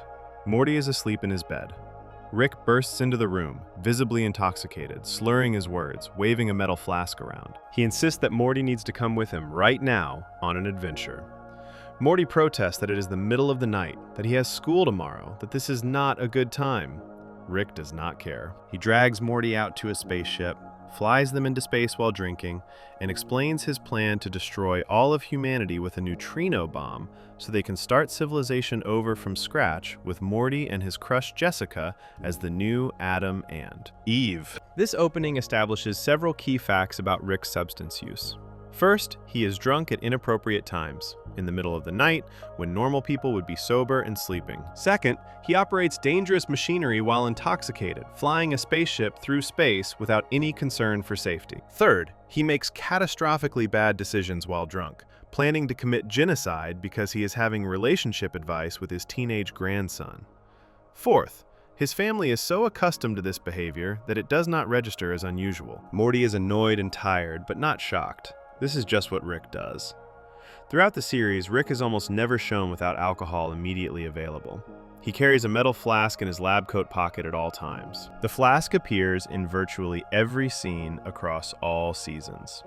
He drinks from it while working on inventions in his garage. He drinks from it while having family dinners. He drinks from it while fighting aliens. He drinks from it while flying through space. He drinks from it during conversations, during crises, during celebrations, during ordinary moments. The flask is as much a part of Rick as his blue hair or his unibrow. It is not an accessory he sometimes has. It is a constant companion he cannot function without. The frequency and quantity of Rick's drinking far exceeds social or recreational use. He does not drink to enhance enjoyable experiences. He drinks to make all experiences tolerable. In episodes where Rick is shown working on complex scientific projects, the flask is always nearby. He takes drinks while calculating equations, while assembling devices, while conducting experiments that require precision and focus. A normal person would avoid alcohol during tasks requiring concentration. Rick apparently requires alcohol to concentrate at all. This suggests he has developed such high tolerance that alcohol no longer impairs his functioning in obvious ways, which is a clear sign of physical dependence. His tolerance level is extraordinary, even by the standards of severe alcoholism. In multiple episodes, Rick consumes amounts of alcohol that would incapacitate or kill a normal person, and he remains functional. He participates in extended action sequences while drinking. He solves complex problems while intoxicated. He maintains conversations, operates equipment, and makes scientific breakthroughs, all with blood alcohol content that should make these activities impossible. This tolerance did not develop overnight. It represents years or decades of consistent, heavy drinking that has fundamentally altered his body's response to alcohol. The show also depicts Rick using various alien substances beyond alcohol. He mentions and is shown using drugs from other dimensions, chemicals with effects that do not exist on Earth. In some episodes, he is visibly under the influence of substances other than alcohol, showing altered states that suggest he uses whatever is available to change his mental state. This pattern of polysubstance use is common in people who are self-medicating. They are not attached to a particular drug. They are attached to the effect of being chemically altered, of not having to experience their baseline mental state. Rick's drinking serves specific psychological functions that become clear when examining when he drinks most heavily. He drinks when alone, which rules out social motivations. He drinks when stressed, which suggests anxiety management. He drinks when facing emotional situations, which suggests avoidance. He drinks when things are going well, which suggests inability to tolerate positive emotions. Essentially, Rick drinks in response to all emotional states, using alcohol to flatten his affect regardless of what he is feeling. This is textbook self-medication. The relationship between Rick's drinking and his depression appears most clearly in the suicide attempt scene from Autoerotic Assimilation. After Unity leaves him, Rick returns to his garage and begins drinking even more heavily than usual. He sits at his workbench, alone, drinking from a bottle rather than his flask. The increased consumption and shift from flask to bottle suggests he is drinking to achieve a specific effect, trying to reach a level of intoxication that will numb him completely. When he sets up the death ray and prepares to kill himself, he is visibly drunk. The only reason the suicide attempt fails is that he passes out from alcohol consumption before the machine fires. This scene reveals something crucial about Rick's substance use. The alcohol is not preventing his suicidal ideation, it is enabling it. When Rick is drunk enough to lower his inhibitions, his true feelings emerge. The grandiosity drops away. The defensive sarcasm disappears. What remains is someone in such profound psychological pain that death seems preferable to consciousness. The alcohol does not make him happy or relaxed or content. It just makes him numb enough to consider ending everything. This is not recreational drinking. This is drinking to suppress suicidal depression, and it is barely working. Rick's inability to function without alcohol appears in episodes where he is separated from it. While the show does not often depict Rick going through formal withdrawal, there are moments where his access to substances is limited and his behavior noticeably deteriorates. He becomes more irritable, more impulsive, more likely to make reckless decisions. The baseline level of chemical support that alcohol provides is so integrated into his functioning that removing it destabilizes him immediately. This is physical dependence in action. His body and brain have adapted to constant alcohol presence, and normal functioning now requires maintaining that chemical state. The psychological dependence is even more obvious. Rick uses alcohol to cope with every difficult emotion and situation. When something goes wrong, he drinks. When someone challenges him, he drinks. When he has to attend family events, he drinks. When he faces his own thoughts, he drinks. The alcohol has become his primary coping mechanism, the tool he reaches for automatically whenever internal or external stress appears.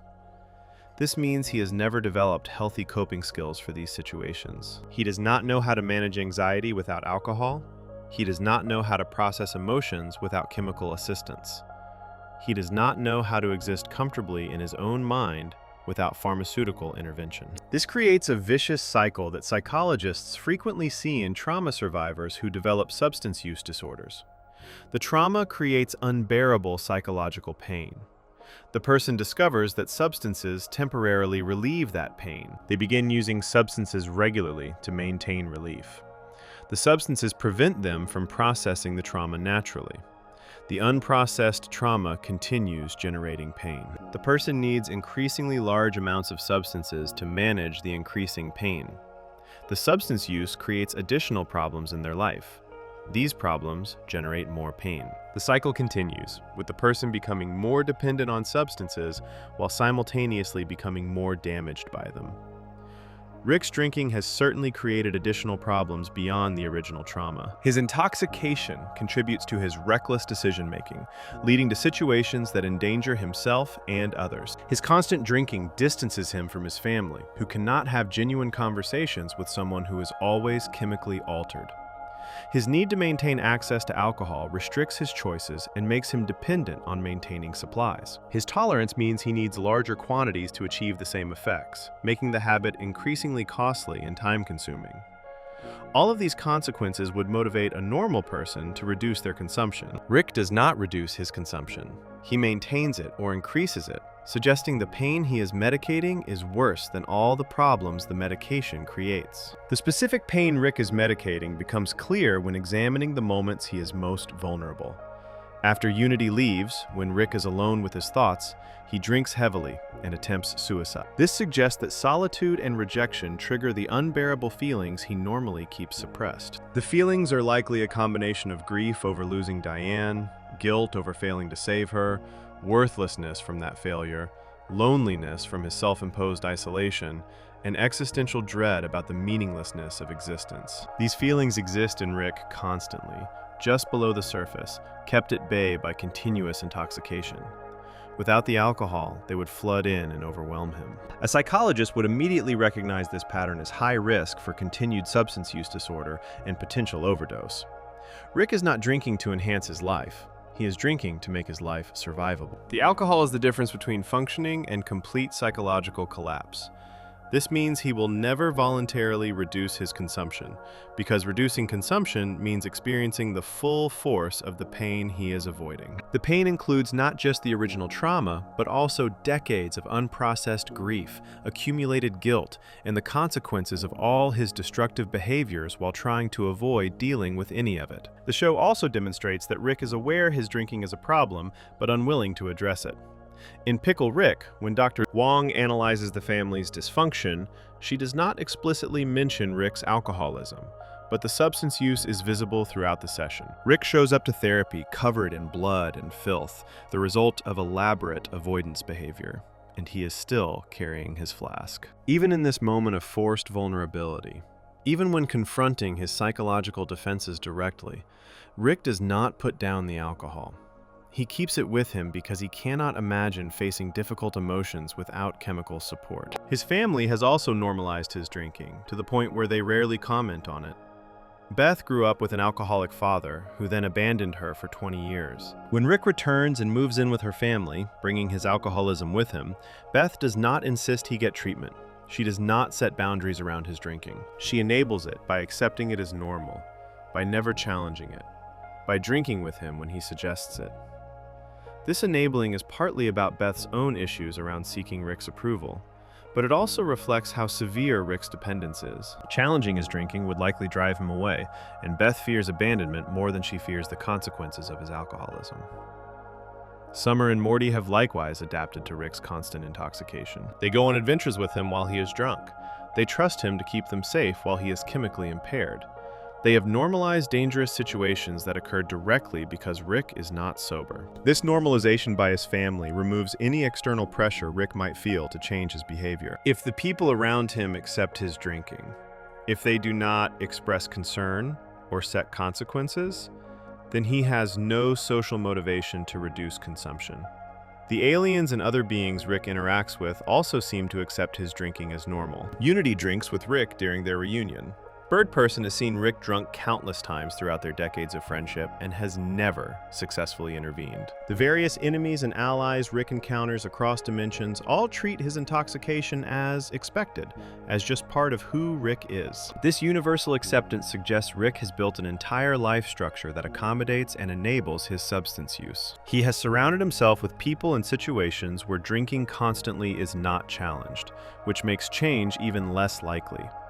The medical consequences of Rick's level of alcohol consumption should be severe. Normal humans who drink the way Rick drinks develop liver disease, cognitive impairment, cardiovascular problems, and numerous other health issues.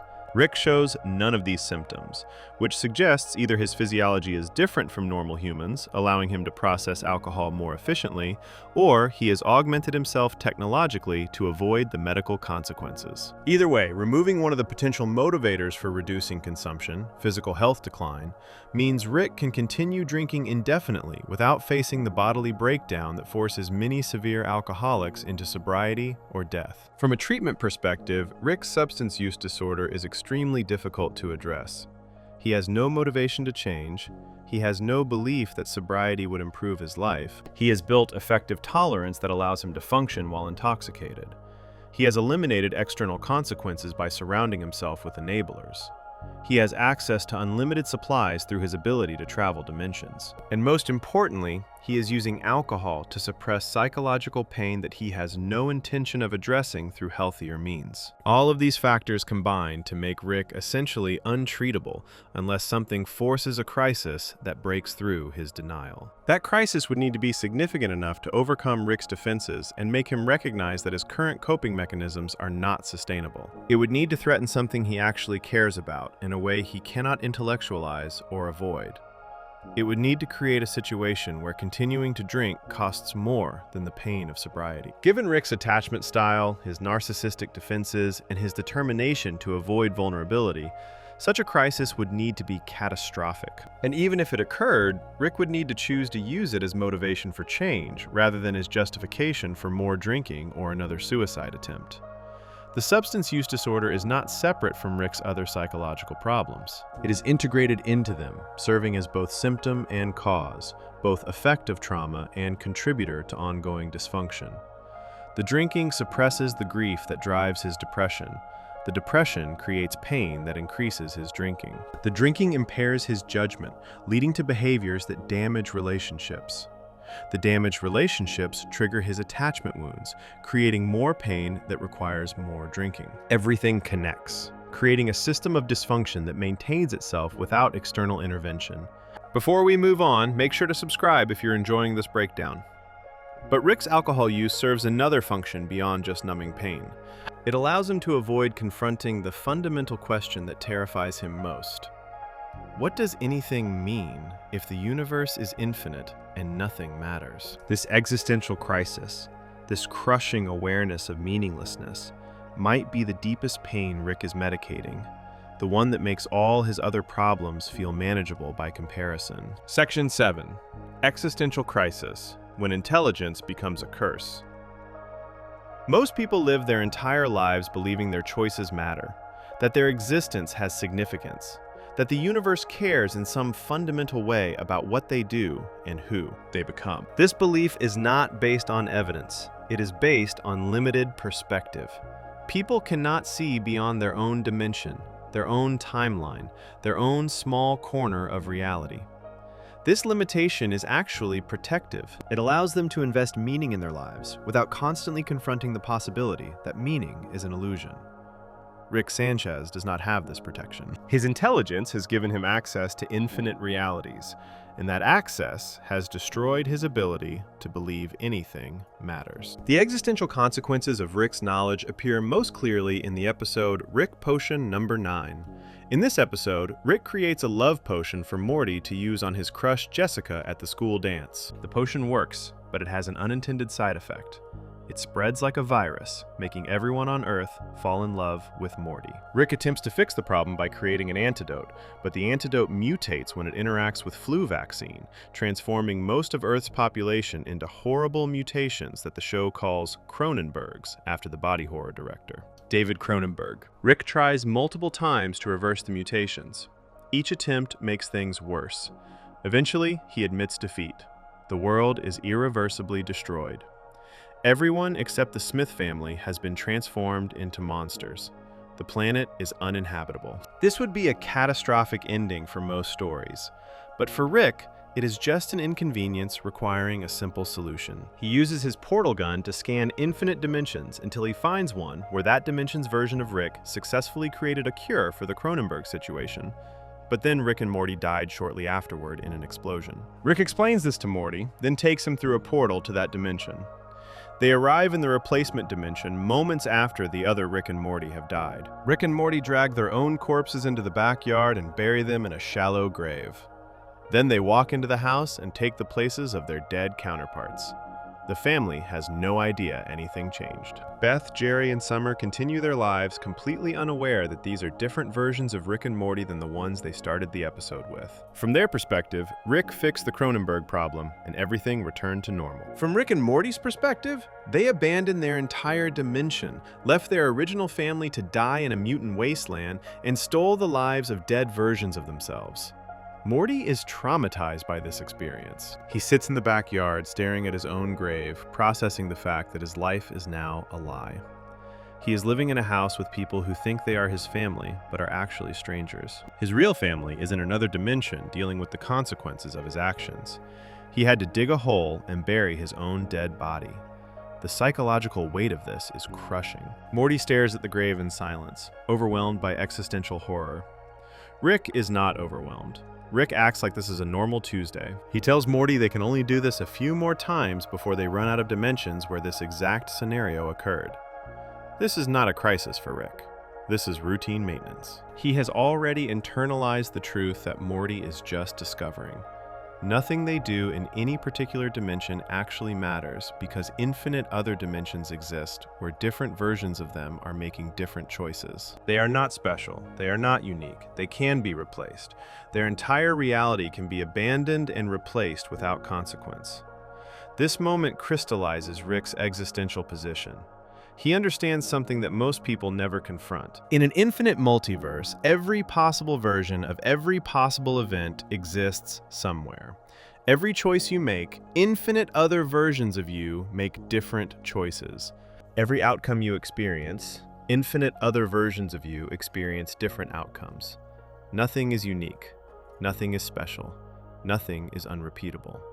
You are not the only you. Your life is not the only version of your life. Your choices do not matter because infinite other versions of you are making opposite choices, and those realities continue existing just as much as yours does. This knowledge has destroyed Rick's ability to find meaning in anything. Why should he care about his family in this dimension when infinite versions of his family exist in other dimensions? Why should he care about any particular person when infinite versions of that person exist elsewhere? Why should any single action matter when infinite versions of him are taking infinite different actions? The answer, from a purely logical perspective, is that nothing matters. Attachment to any particular person or place or outcome is arbitrary. It is choosing to care about one specific drop of water in an infinite ocean, pretending that drop is special when it is actually identical to infinite other drops. Rick's response to this existential truth is nihilism. He does not believe in meaning, purpose, morality, or significance. He sees the universe as fundamentally meaningless, and human attempts to create meaning as delusion. This perspective appears in his statements throughout the series. When Morty expresses hope, or meaning, or moral judgments, Rick typically responds with dismissive comments about how none of it matters. When other characters take things seriously, Rick mocks their seriousness as naive failure to accept reality. When situations seem significant, Rick reminds everyone that infinite versions of these situations are happening simultaneously across dimensions, eliminating any claim to importance. His explanation of love in Rick Potion number 9 reflects this nihilistic worldview. He tells Morty that what people call love is just a chemical reaction that compels animals to breed. It hits hard, Morty, then it slowly fades, leaving you stranded in a failing marriage. This is not romantic cynicism. This is Rick reducing human emotion to biochemistry, eliminating any possibility of transcendent meaning. Love is not special. It is not significant. It is just neurons firing in patterns that evolution programmed to encourage reproduction. The meaning people attach to it is self-deception. The significance they experience is illusion. The reality is just chemicals. He applies this same reductionist logic to everything.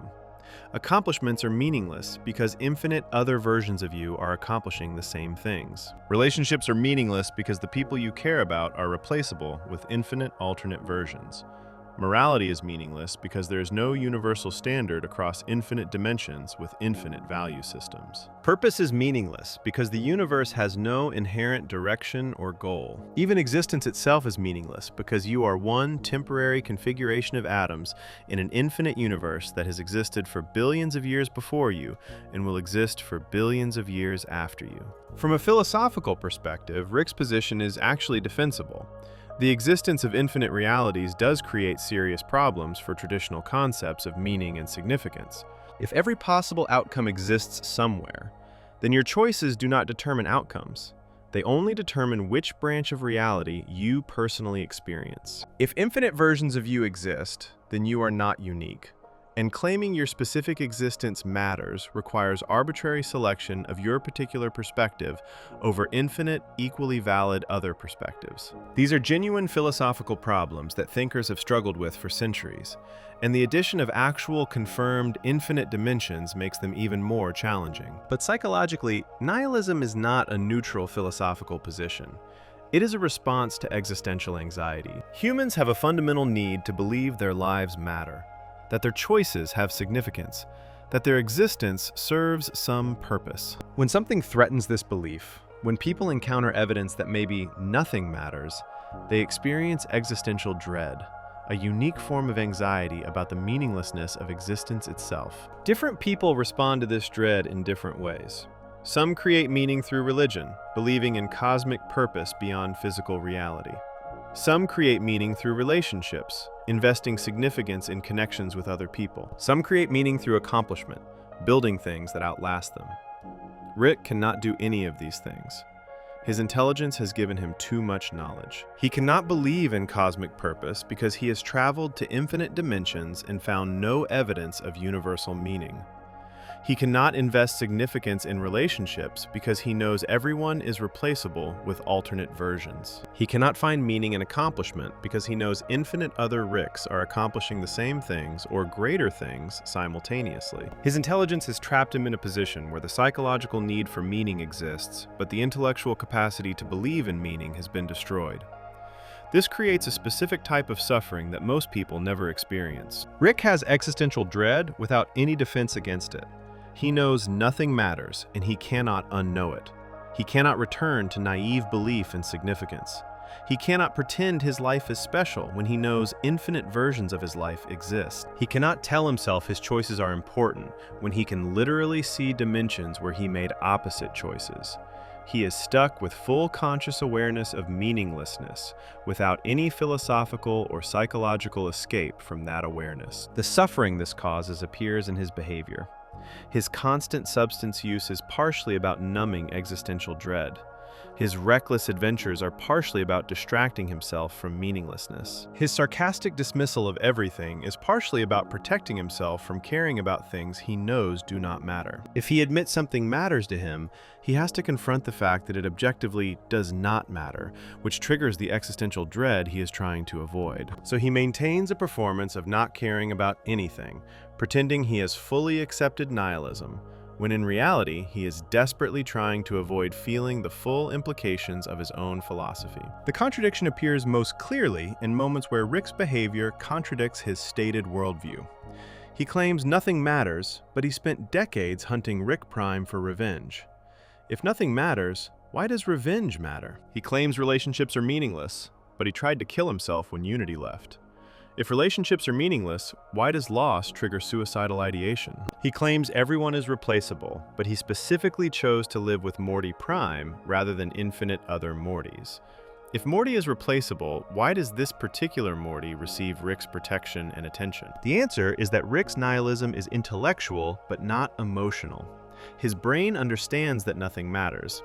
His nervous system disagrees. His emotions and attachments and instincts all act as if things do matter, as if this particular dimension is real, as if these particular people are significant. So Rick exists in constant conflict between what he knows intellectually and what he feels emotionally. He cannot make his emotions align with his philosophy. He cannot make his philosophy align with his emotions. He is trapped between two incompatible truths. Nothing matters, and everything hurts. This conflict is actually a symptom of his trauma as much as his intelligence. Before Diane and Beth died, Rick presumably had a more balanced perspective. He was smart enough to understand complexity, but not so damaged that he could not invest meaning in his life. The trauma destroyed that balance. When his family was murdered, Rick learned that the things you care about can be taken from you instantly. This made caring feel dangerous. Nihilism became protective. If nothing matters, then losing things does not hurt. If everyone is replaceable, then death is not significant. If meaning is illusion, then trauma is just another meaningless event in a meaningless universe. But this protection does not work. Rick is still hurt by loss. He is still attached to specific people. He still experiences grief and loneliness and longing. The nihilism does not eliminate his emotional responses. It just eliminates his ability to justify or accept those responses. He feels love, but cannot admit love is real. He experiences meaning, but cannot acknowledge meaning is valid. He cares deeply while maintaining a philosophy that caring is irrational. This creates constant internal conflict that makes every emotional experience more painful than it needs to be. A psychologist would recognize this as existential depression, a specific subtype of depression that comes from losing belief in meaning and purpose rather than from circumstance or brain chemistry. The symptoms include pervasive feelings of emptiness, inability to find pleasure in activities that should be rewarding, sense that nothing matters or is worth effort, and difficulty seeing point in continued existence. Rick shows all of these symptoms. His reckless behavior reflects someone who does not value his own life. His inability to enjoy simple pleasures reflects someone who cannot invest significance in ordinary experiences. His constant need for extreme stimulation reflects someone trying to feel anything in a life that feels fundamentally empty. The intelligence that created this problem also prevents Rick from accessing normal solutions. Most people facing existential depression can be helped by reframing their perspective, by finding new sources of meaning, by connecting with others who provide purpose. Rick cannot do this because his intelligence tells him any new meaning is also arbitrary and will ultimately disappoint. He is smart enough to deconstruct any potential source of meaning before he can invest in it. His ability to see through illusions, usually an advantage, becomes a disability when it prevents him from accepting necessary psychological illusions that make life tolerable. This is the curse of Rick's intelligence. It has given him knowledge that most people never have to confront. knowledge that destroys meaning without offering anything to replace it. He is trapped in a universe he understands too well to believe in, living a life he knows does not matter, surrounded by people he cares about, despite knowing caring is irrational. His depression is not just chemical, it is philosophical. It is the natural psychological consequence of being smart enough to see through everything, including himself. Before we move on, make sure to subscribe if you're enjoying this breakdown. But Rick does not just carry this burden alone. His existential crisis affects everyone around him, especially his family, who live with a man who knows too much and has stopped believing in anything, including them. Section 8. Family Dynamics. Repeating the pattern of abandonment. Trauma does not stay contained within the person who experienced it. It spreads outward, affecting everyone in close proximity, creating patterns of behavior that get passed down through relationships and generations. Rick's unprocessed trauma from losing Diane and Beth does not just hurt him. It actively damages his current family, recreating the same patterns of loss and abandonment that originally wounded him. A psychologist examining the Smith family would immediately see how Rick's psychological problems have infected the entire system, turning what could have been a functional family into a group of people unconsciously acting out Rick's trauma in different ways. The foundation of the dysfunction is Rick's original abandonment of Beth. Before the series begins, Rick left his daughter when she was young and disappeared for 20 years. The show does not provide extensive details about this abandonment, but the effects are obvious in Beth's psychology. She grew up without her father during the crucial developmental years when children form their understanding of relationships, self-worth, and attachment. Her father chose to leave her. He chose to be absent for 2 decades of her life. He missed her childhood, her adolescence, her young adulthood. He was not there when she needed him. Then, suddenly, without warning or explanation, Rick returns. He shows up at Beth's house and moves into her garage as if the 20-year absence means nothing. He does not apologize for leaving. He does not explain where he was or why he stayed away. He does not acknowledge the damage his absence caused. He just inserts himself back into her life and expects to be welcomed. And Beth, despite having every reason to reject him, to demand explanations, to protect her own children from this unreliable man, welcomes him. She lets him move in. She accepts his presence without condition. She does not even insist on basic boundaries about his behavior. This response reveals the psychological damage Rick's original abandonment created. Beth has spent her entire adult life feeling abandoned by her father, believing on some level that she was not good enough to make him stay, that something about her drove him away. When he returns, she sees it as a second chance. She can prove to him that she is worthy of his presence. She can earn the love he did not give her as a child. She can finally be enough to make him stay. This need to prove herself to Rick becomes the organizing principle of Beth's psychology, overriding her judgment, her self-protection, and her responsibilities as a mother. The damage shows in how Beth relates to Rick throughout the series. She defends his behavior when it should not be defended. She makes excuses for him when he harms her children. She seeks his approval constantly, trying to impress him with her intelligence, her accomplishments, her similarity to him. She becomes angry when her family criticizes Rick, treating any negative comment about him as a personal attack on her. She has built her identity around being Rick's daughter, around being worthy of the father who abandoned her, and she cannot tolerate anything that threatens that identity. In the Whirly-Durly conspiracy, Morty directly confronts Beth about this pattern. He tells her that she is trying to prove herself worthy of Rick's love by becoming like him, acting narcissistic and irresponsible, and that this behavior is hurting both Summer and Morty. Beth's response confirms Morty's analysis. She says she believes she needs to prove herself to Rick because he so rarely tells her he loves her. She has spent years trying to earn verbal confirmation of love from a father who is psychologically incapable of expressing it. Her entire relationship with her children has been damaged by this desperate, futile quest for her father's approval. Rick is aware of Beth's need for his validation. In Pickle Rick, he admits to Jaguar that he loves his daughter but has trouble showing it. He knows Beth wants his affection, He knows withholding it hurts her. He continues to withhold it anyway because expressing love requires vulnerability he cannot tolerate. This creates a cruel dynamic where Beth keeps trying to earn something Rick has but will not give. Not because she has failed to earn it, but because Rick's trauma prevents him from offering it. She is trying to solve a problem that has nothing to do with her adequacy and everything to do with his damage. Rick's pattern of abandonment extends beyond just the initial 20-year absence. Even while living with the family, Rick maintains emotional abandonment. He is physically present but psychologically distant. He does not participate in family activities unless forced. He does not show interest in their lives beyond how they can serve his needs. He treats the house as a place to sleep and store equipment, rather than a home he shares with people he cares about. He is there but not there, present but unavailable, living with them while remaining fundamentally alone. This ongoing emotional abandonment recreates his original trauma in a different form. Rick lost Diane and Beth through death, through forced separation beyond his control. Now he creates chosen separation, voluntary distance, maintaining space between himself and the people who care about him.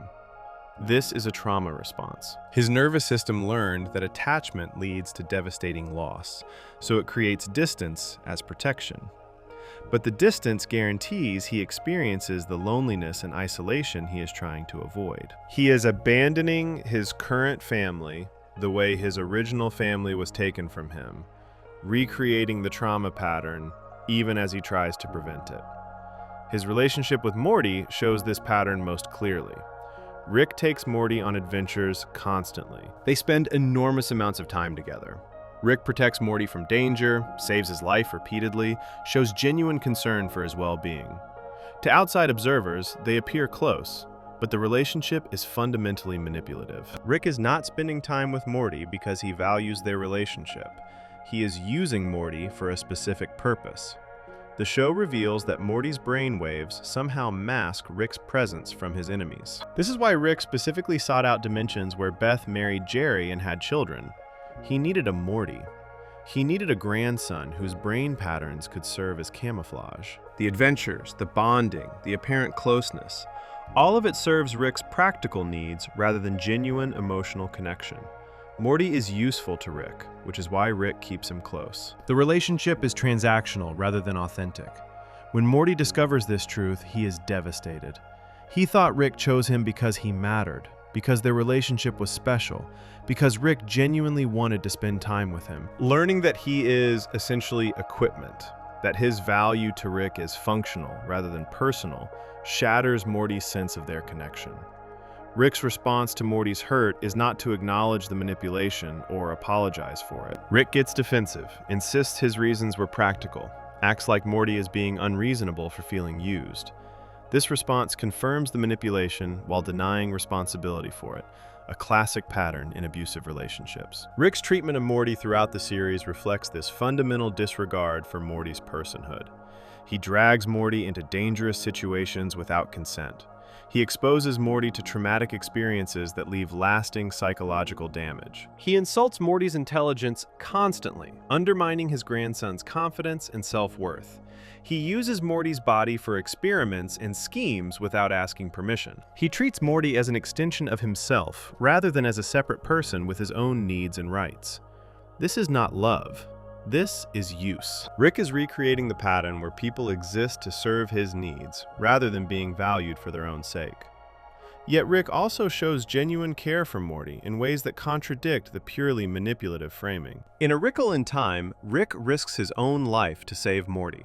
He has the opportunity to save himself and let Morty die, but he chooses to save Morty even when it might mean his own death. He ultimately saves both of them, but the willingness to sacrifice himself reveals real attachment. Rick cares about Morty beyond his usefulness. He has formed an emotional bond that contradicts his practical justifications for keeping Morty around. This contradiction is central to understanding Rick's family dynamics. He genuinely loves these people while simultaneously using and manipulating them. He wants connection while maintaining distance. He cares deeply while acting like nothing matters. His trauma has created a situation where he cannot love in healthy ways. So he loves in damaged ways, expressing affection through protection and investment while denying the affection exists, bonding with people while maintaining the illusion that they are replaceable, needing his family while acting like he is doing them a favor by being present. The damage this creates in Morty is obvious throughout the series. Morty shows symptoms of trauma, anxiety, and low self-esteem directly related to his experiences with Rick. He second-guesses himself constantly because Rick tells him he is stupid. He has nightmares about things Rick exposed him to. He struggles in school because Rick pulls him out for adventures during class. He has difficulty forming normal relationships with peers because his life with Rick is too bizarre to explain. He is being psychologically damaged by someone who claims to care about him, but whose care is indistinguishable from abuse. Summer experiences a different version of the same pattern. Rick pays less attention to Summer than to Morty because Summer is not useful to him in the same way. She does not have the brainwave camouflage. She is not as easily manipulated. She is more self-aware and critical. So Rick largely ignores her unless she specifically demands his attention. This neglect creates its own damage. Summer knows Rick values Morty more than her. She knows she matters less in her grandfather's calculations. She compensates by trying to prove herself, by forcing her way into adventures, by demonstrating she can be as valuable as Morty. But the fact that she has to prove her worth reveals the fundamental rejection she experiences. Rick's treatment of Jerry is perhaps the cruelest aspect of his family dynamics. Jerry has done nothing to Rick personally. He is just a normal man trying to support his family, dealing with his own insecurities and limitations. But Rick treats Jerry with open contempt and hostility that goes far beyond reasonable interaction. He insults Jerry constantly, undermines his authority as a father, sabotages his relationships, and actively tries to break up Jerry and Beth's marriage. This behavior has nothing to do with Jerry's actual qualities and everything to do with Rick's psychological needs. Rick needs Jerry to be worthless because Jerry represents what Rick lost. Jerry has a wife and children. Jerry has a normal family life. Jerry has the domestic stability that was taken from Rick when Diane and Beth died. Rick cannot tolerate being reminded of what he lost, so he has to prove that what Jerry has is not valuable, that normal family life is pathetic, that Jerry's existence is contemptible. If Jerry is worthless, then Rick is not missing anything by lacking what Jerry has. If domestic life is inferior, then Rick's loss is not as significant. Jerry serves as a psychological punching bag, absorbing Rick's rage about his own losses because Rick cannot direct that rage toward its actual source. The ultimate expression of Rick's destructive family patterns appears in how he manipulates Beth and Jerry's marriage. Throughout the series, Rick actively tries to get them to divorce. He undermines their relationship, highlights their incompatibilities, creates situations that strain their marriage. In the Rick Shank Rickdemption, he openly admits this is his goal, telling Morty that he wants to be the, quote, patriarch of a family where Beth is separated from Jerry and dependent on Rick instead. He wants to isolate Beth, to make her reliant on him, to recreate a family structure where he is central and Jerry is excluded. This manipulation succeeds. Beth and Jerry do separate for a period during the series. Rick gets what he wants. A family structure that centers on him, where Beth looks to him for support instead of her husband, where his importance is reinforced by being the only adult male in the household. But getting what he wants does not make Rick happy. It does not heal anything. It just creates more damage, more dysfunction, more people hurt by his inability to process his original trauma. The entire family system has organized around Rick's psychological needs in ways that harm everyone involved. Beth neglects her children while seeking Rick's approval. Morty is traumatized by constant exposure to danger. Summer is emotionally neglected. Jerry is psychologically abused. And Rick remains isolated and miserable despite being surrounded by family. Nobody's needs are being met. Everyone is suffering.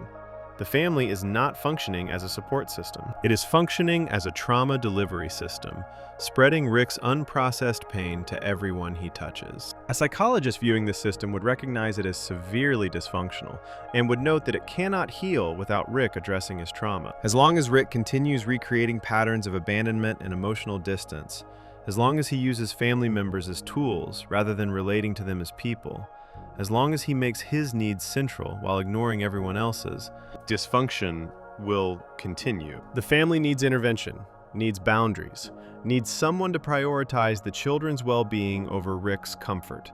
But Beth is too damaged by her own abandonment to provide that protection.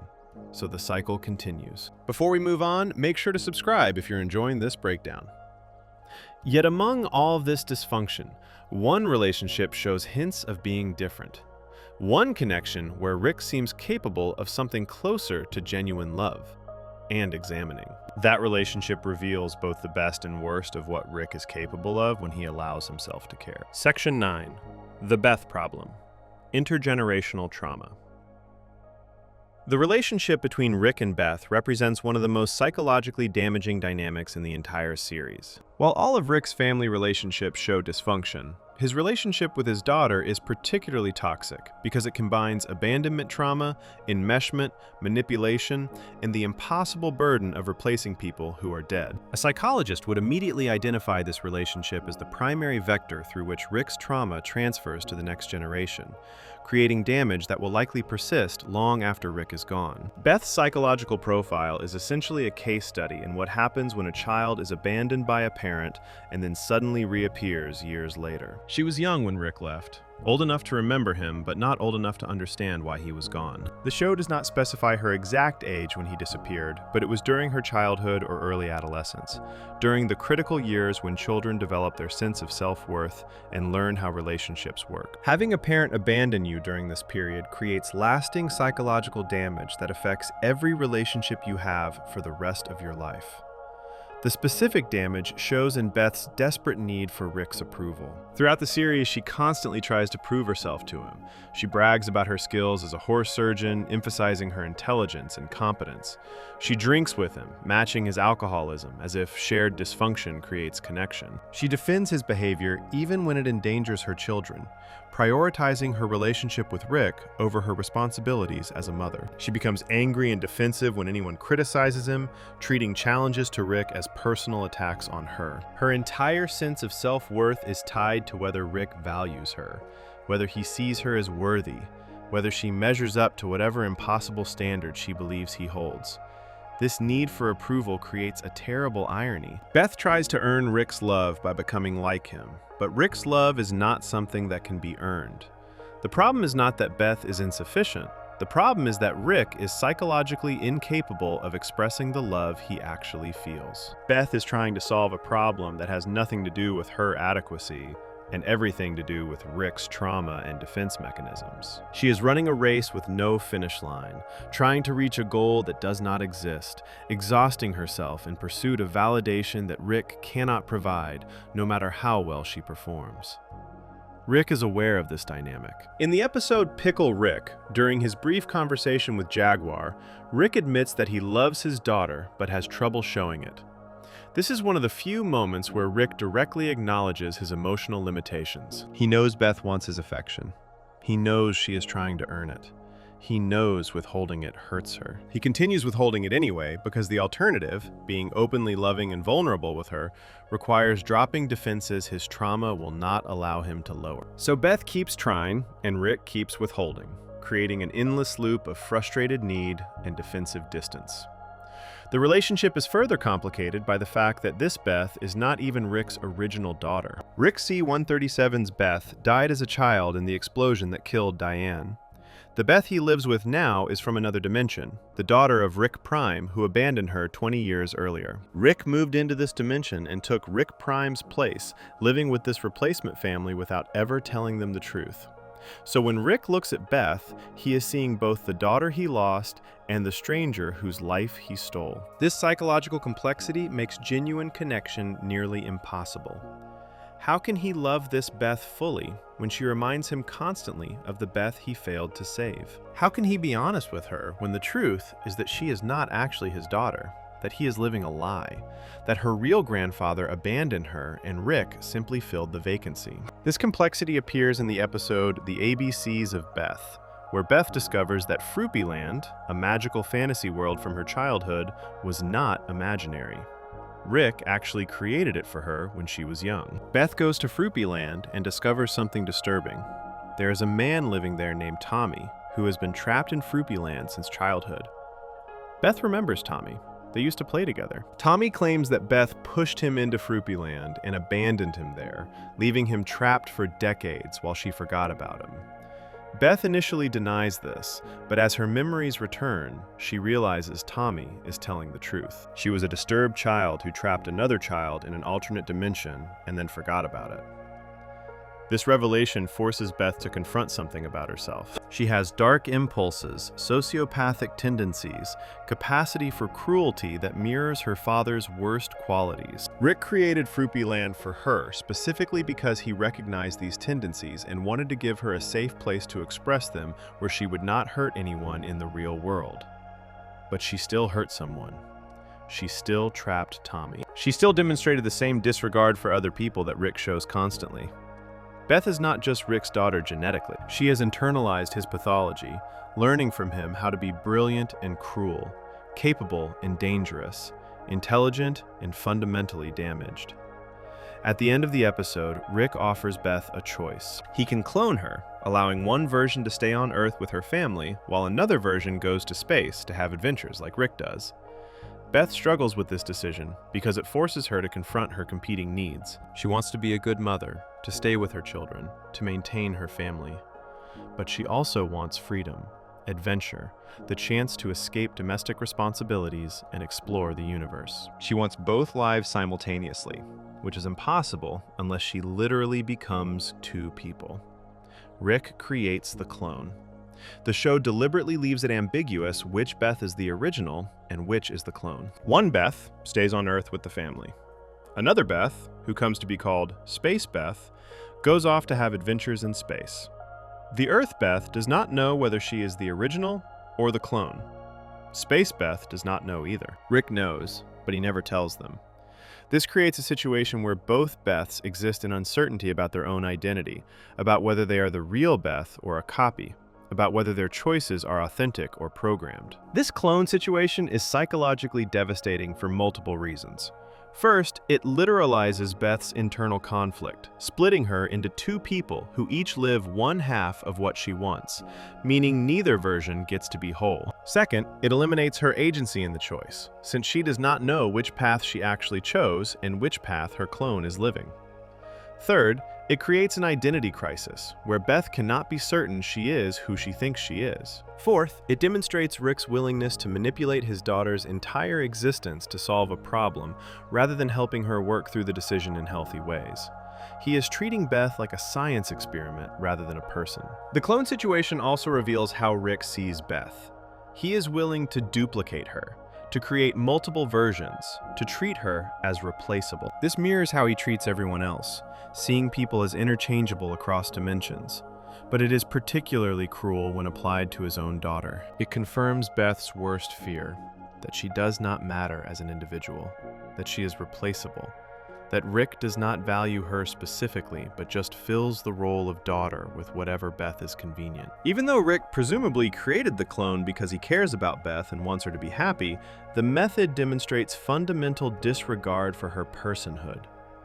Beth's alcoholism provides another clear example of intergenerational trauma. She drinks the same way Rick drinks, using alcohol as a coping mechanism for psychological pain she cannot otherwise manage. In multiple episodes, Beth is shown drinking wine or other alcohol during the day, at inappropriate times, in ways that suggest dependence rather than casual use. When Rick suggests they go out drinking together after therapy and pickle Rick, Beth immediately agrees, choosing alcohol over continuing the therapy that her children wanted. She has learned from Rick that when emotional situations become uncomfortable, the correct response is to get drunk and avoid dealing with them. This learned alcoholism is not genetic, it is psychological. Beth watched her father use alcohol to cope with everything.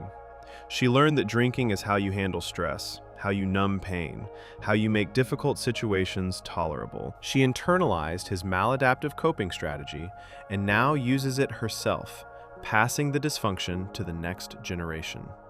Her children are watching her drink the way she watched Rick drink, learning the same unhealthy patterns, continuing the cycle. The trauma is spreading through the family like a virus, infecting each generation with the same avoidance behaviors.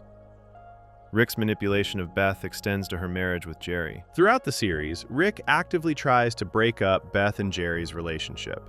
He insults Jerry constantly in front of Beth.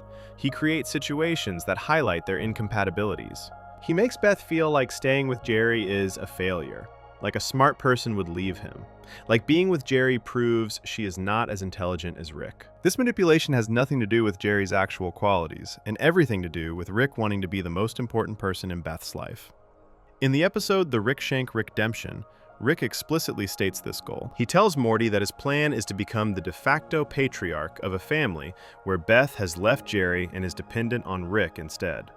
He wants Beth isolated from her husband, emotionally vulnerable, looking to Rick for support and validation. He wants to recreate a family structure where he is central and necessary, where Beth needs him the way she did when she was a child and he was her only parent. This is not love. This is possessiveness. Rick is treating Beth as his property rather than as an independent person with her own life and choices. The manipulation succeeds. Beth and Jerry do separate for a period. Rick gets what he wants. Beth living without Jerry, focusing on her relationship with Rick, depending on him for emotional support. But this does not make anyone happy.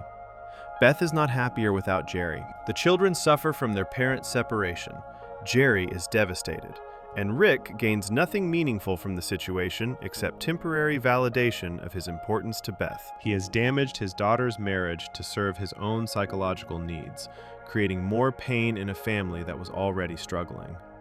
Even when Beth and Jerry get back together, the damage persists. Their marriage has been undermined by Rick's constant interference. Beth has learned she can leave if things get difficult, that her father will support her in abandoning her marriage, that she does not have to work through problems because she has an escape option. Jerry knows Rick wants them apart, that his father-in-law actively works against their relationship, that Beth's loyalty is divided between her husband and her father.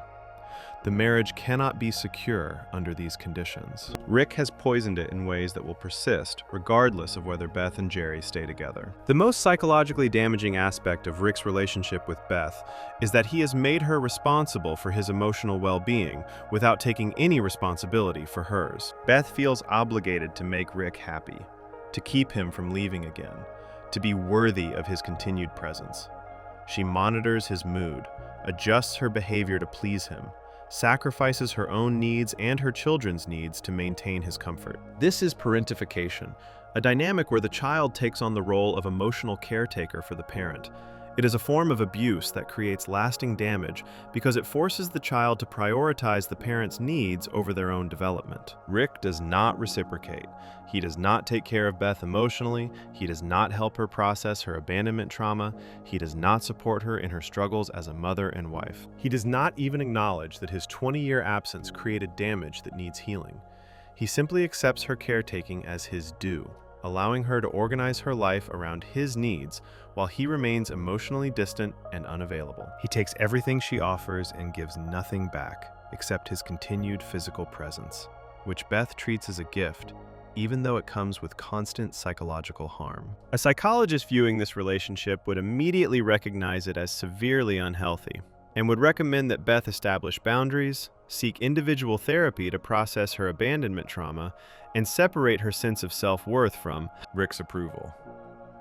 They would point out that Beth cannot heal while maintaining constant contact with the person who created her trauma, that Rick's presence in her life is actively preventing her recovery, that she needs distance from him to develop a stable identity, independent of being Rick's daughter. But Beth cannot establish these boundaries because her entire sense of self is built on being worthy of Rick's love, and establishing boundaries would risk losing him again, which is the outcome she fears most. Rick has effectively trapped Beth in a psychological prison where she cannot leave him without confronting the unbearable fear that drove her to accept his return in the first place. The fear that she is unlovable, that her father left because something is wrong with her, that if she does not maintain perfect performance, he will abandon her again. As long as that fear controls her, Rick can treat her however he wants without consequence. She will always forgive him. She will always choose him over her own well-being. She will always sacrifice whatever is necessary to keep him present. This dynamic represents intergenerational trauma at its worst. Rick's unprocessed pain from losing his original family has created new pain in his current family, damaging Beth in ways that will affect her for the rest of her life and likely affect her children as well. The trauma is spreading, mutating, creating new forms of suffering with each generation. and Rick, the source of the trauma, remains unwilling to address it, continuing to cause harm while avoiding responsibility for the damage he creates. Before we move on, make sure to subscribe if you're enjoying this breakdown. But while Beth represents the clearest victim of Rick's intergenerational trauma, one relationship in Rick's life seems different. One connection where Rick shows genuine protectiveness and something resembling healthy attachment, and understanding that relationship reveals whether Rick is actually capable of love, or if even his best relationship is ultimately just another form of use. Section 10. Morty as emotional anchor, the one connection that works. Among all of Rick's damaged relationships, his connection with Morty stands out as unique. It is still fundamentally unhealthy, still rooted in manipulation and use, still creating trauma that will affect Morty for the rest of his life. But it is also the only relationship where Rick shows consistent protectiveness, genuine vulnerability, and something resembling reciprocal care. A psychologist examining Rick's attachment patterns would identify Morty as the one person who has managed to breach Rick's defenses in ways others cannot, creating a bond that is simultaneously the most functional and most complicated relationship in Rick's life. The relationship begins with pure manipulation. Rick specifically sought out dimensions where Beth married Jerry and produced children because he needed a Morty. The show establishes that Morty's brain waves somehow camouflage Rick's presence from his enemies, making Morty functionally useful as a form of protection. This is why Rick takes Morty on adventures constantly. This is why he insists on Morty's presence, despite Morty being, by Rick's own assessment, not particularly intelligent or capable. Morty serves a practical purpose, and Rick keeps him close for strategic rather than emotional reasons. This utilitarian foundation shapes everything about how Rick treats Morty.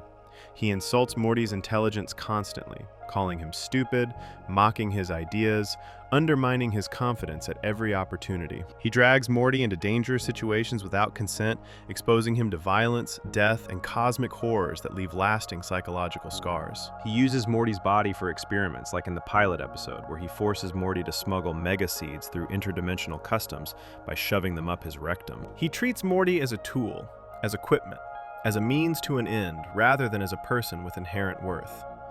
When Morty discovers the truth about why Rick keeps him around, that he is essentially camouflage rather than chosen family, he is devastated. The revelation reframes their entire relationship. Every adventure, every moment of apparent bonding, every time Rick saved his life or showed concern, all of it becomes suspect. Was any of it genuine? Or was Rick just protecting his investment? Does Rick actually care about Morty as a person? Or is Morty just useful equipment that Rick maintains because he needs it functional? These questions torture Morty, because the answer appears to be that Rick values him for what he provides rather than for who he is. But the reality is more complex than simple use. Throughout the series, Rick demonstrates genuine care for Morty that contradicts the purely utilitarian framing. The clearest example appears in the episode A Wrinkle in Time, where Rick creates a situation involving uncertain quantum states across multiple timelines. The situation escalates until both Rick and Morty are falling through space, about to be erased from existence. They each have one time-stabilizing collar that could save them. Rick has to choose. Use his collar to save himself, use it to save Morty, or try to save both of them despite the extreme risk. Rick hesitates. He performs calculations, trying to determine the odds of success. His survival instinct wars with his care for Morty. Eventually, he makes a choice. He gives his collar to Morty, sacrificing his own safety to ensure Morty survives. Then he performs an extremely risky maneuver that manages to save both of them at the last possible moment. The fact that both survived does not diminish what the choice revealed. Rick was willing to die to save Morty. He was willing to sacrifice himself, to give up his own survival to ensure his grandson lived. This is not the behavior of someone who views Morty as merely useful. This is love. Rick's protectiveness toward Morty appears throughout the series. In dangerous situations, Rick positions himself between threats and Morty. When enemies attack, Rick's first concern is usually getting Morty to safety. When Morty is hurt or endangered, Rick responds with genuine urgency that cannot be explained by utilitarian calculation alone. If Morty were truly just equipment, Rick would treat him as replaceable. There are infinite Mortys across infinite dimensions. Rick could swap out a damaged Morty for a fresh one at any time. But he does not do this. He specifically protects this Morty, this particular grandson, suggesting attachment that goes beyond strategic thinking. The vulnerability Rick shows around Morty also contradicts the idea that their relationship is purely manipulative. Rick allows Morty to see him in states of weakness that he hides from everyone else. Morty sees Rick drunk and passed out in the garage. Morty sees Rick attempt suicide after Unity leaves. Morty is the one Rick talks to about his relationship problems, his frustrations, his occasional moments of genuine emotion. Rick does not perform constant superiority around Morty the way he does with others. He lets his guard down, shows his damage, allows Morty to witness his humanity. This suggests a level of trust and comfort that Rick does not extend to anyone else. Morty also serves a function that Rick desperately needs but cannot ask for directly. Morty grounds Rick in reality and prevents him from completely losing connection to basic human experience. Rick's intelligence and access to infinite dimensions has made normal life feel meaningless. Morty, with his ordinary concerns about school and crushes and family, reminds Rick that ordinary existence has value to ordinary people. Morty's reactions to Rick's adventures, his horror at violence, his distress at moral complications, his insistence on caring about things Rick claims do not matter. All of this forces Rick to maintain some connection to conventional morality and emotional response. In this sense, Morty serves as Rick's conscience, the voice of normal human reaction that Rick has mostly lost.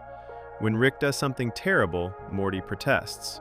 When Rick treats people as disposable, Morty objects. When Rick's nihilism becomes too extreme, Morty pushes back with insistence that things do matter, that people have value, that actions have consequences. Rick usually dismisses these protests, but he keeps Morty around despite them, suggesting he needs that opposing voice, even if he pretends not to care about it. The relationship also allows Rick to experience a form of parenting he never got to complete with his original Beth. When Diane and Beth died, Beth was still a child. Rick never got to see her grow up, never got to guide her through adolescence and young adulthood, never got to watch her become an adult. With Morty, Rick gets a second chance at that experience. He is watching Morty develop, seeing him gain confidence and capability, observing him learn how to navigate complicated situations. Rick's role in this development is deeply unhealthy, creating trauma alongside growth. But it is still a form of parenting, still a relationship where Rick invests in another person's development over time. Morty's unconditional acceptance of Rick, despite everything, creates a psychological safety that Rick cannot find elsewhere. Morty knows Rick is damaged. Morty has seen Rick at his worst. Morty understands Rick's cruelty, his manipulation, his selfishness, and Morty stays anyway. He continues going on adventures. He continues trying to connect. He continues caring about Rick even when Rick treats him terribly. This unconditional acceptance is something Rick's traumatized attachment system desperately needs but cannot ask for. Everyone else in Rick's life has conditions. Beth's acceptance depends on Rick staying. Unity's acceptance depends on Rick not being toxic. Bird Person's acceptance depends on Rick being honest. Morty just accepts Rick, flaws and all, without requiring Rick to change or perform or earn it. This acceptance creates a unique dynamic where Rick can be himself around Morty without fear of abandonment. He can show weakness without losing respect. He can fail without being rejected. He can be cruel and selfish and damaged, and Morty will still be there the next day, ready for another adventure. This psychological safety is rare in Rick's life, and probably explains why he gravitates toward Morty, despite having infinite other options for companionship across infinite dimensions. But the relationship is still fundamentally unequal and damaging to Morty. Rick holds all the power. He decides when they go on adventures, where they go, what they do. Morty has no real say in any of it. Rick pulls him out of school constantly, disrupting his education. Rick exposes him to violence and death, creating trauma that will require years of therapy to process. Rick undermines his confidence, calling him stupid so frequently that Morty has internalized it, believing he is less capable than he actually is. Rick uses Morty's body and mind for experiments without consent. The relationship provides Rick with emotional support while providing Morty with psychological damage.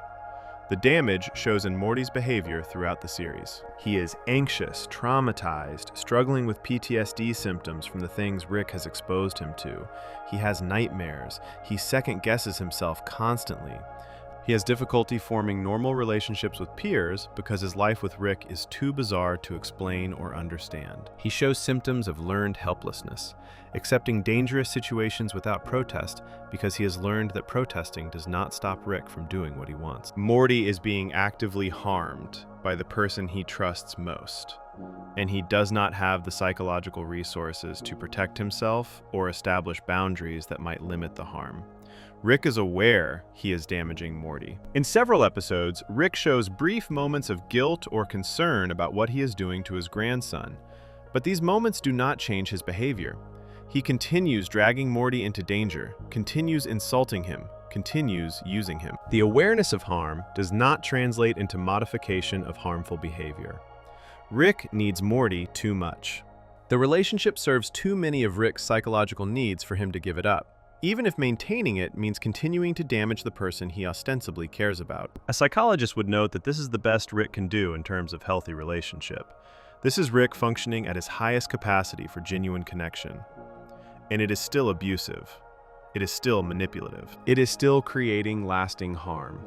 If Rick's best relationship involves using and traumatizing a child, then Rick's capacity for healthy connection is severely compromised. The fact that this relationship feels relatively functional compared to Rick's other relationships just reveals how profoundly damaged all of Rick's relationships are. The question a psychologist would ask is whether this relationship represents Rick's potential for growth, or whether it represents the upper limit of what his trauma allows. Can Rick learn from this connection with Morty, using it as a foundation to develop healthier patterns with others?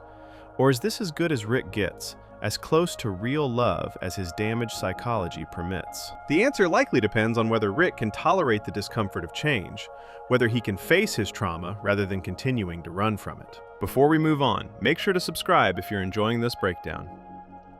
But the relationship with Morty, complicated as it is, at least shows Rick is capable of attachment, care, and sacrifice under certain conditions. The same cannot be said for Rick's attempts at romantic relationships or his patterns of self-sabotage that destroy every good thing he manages to create. Because even when Rick achieves something resembling connection or happiness, his psychological defenses immediately activate to destroy it before it can threaten his protective isolation. Section 11.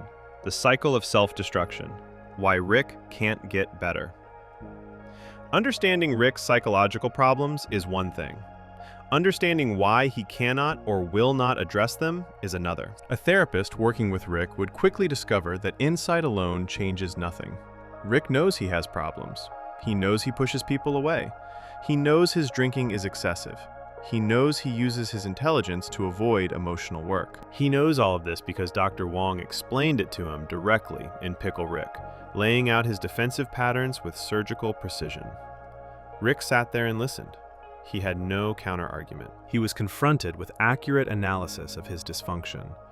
And then he went home and immediately did the exact same things the therapist had just identified as problems. This pattern of awareness without change is central to understanding why Rick remains stuck despite obvious suffering. He is not ignorant of his issues. He is resistant to addressing them.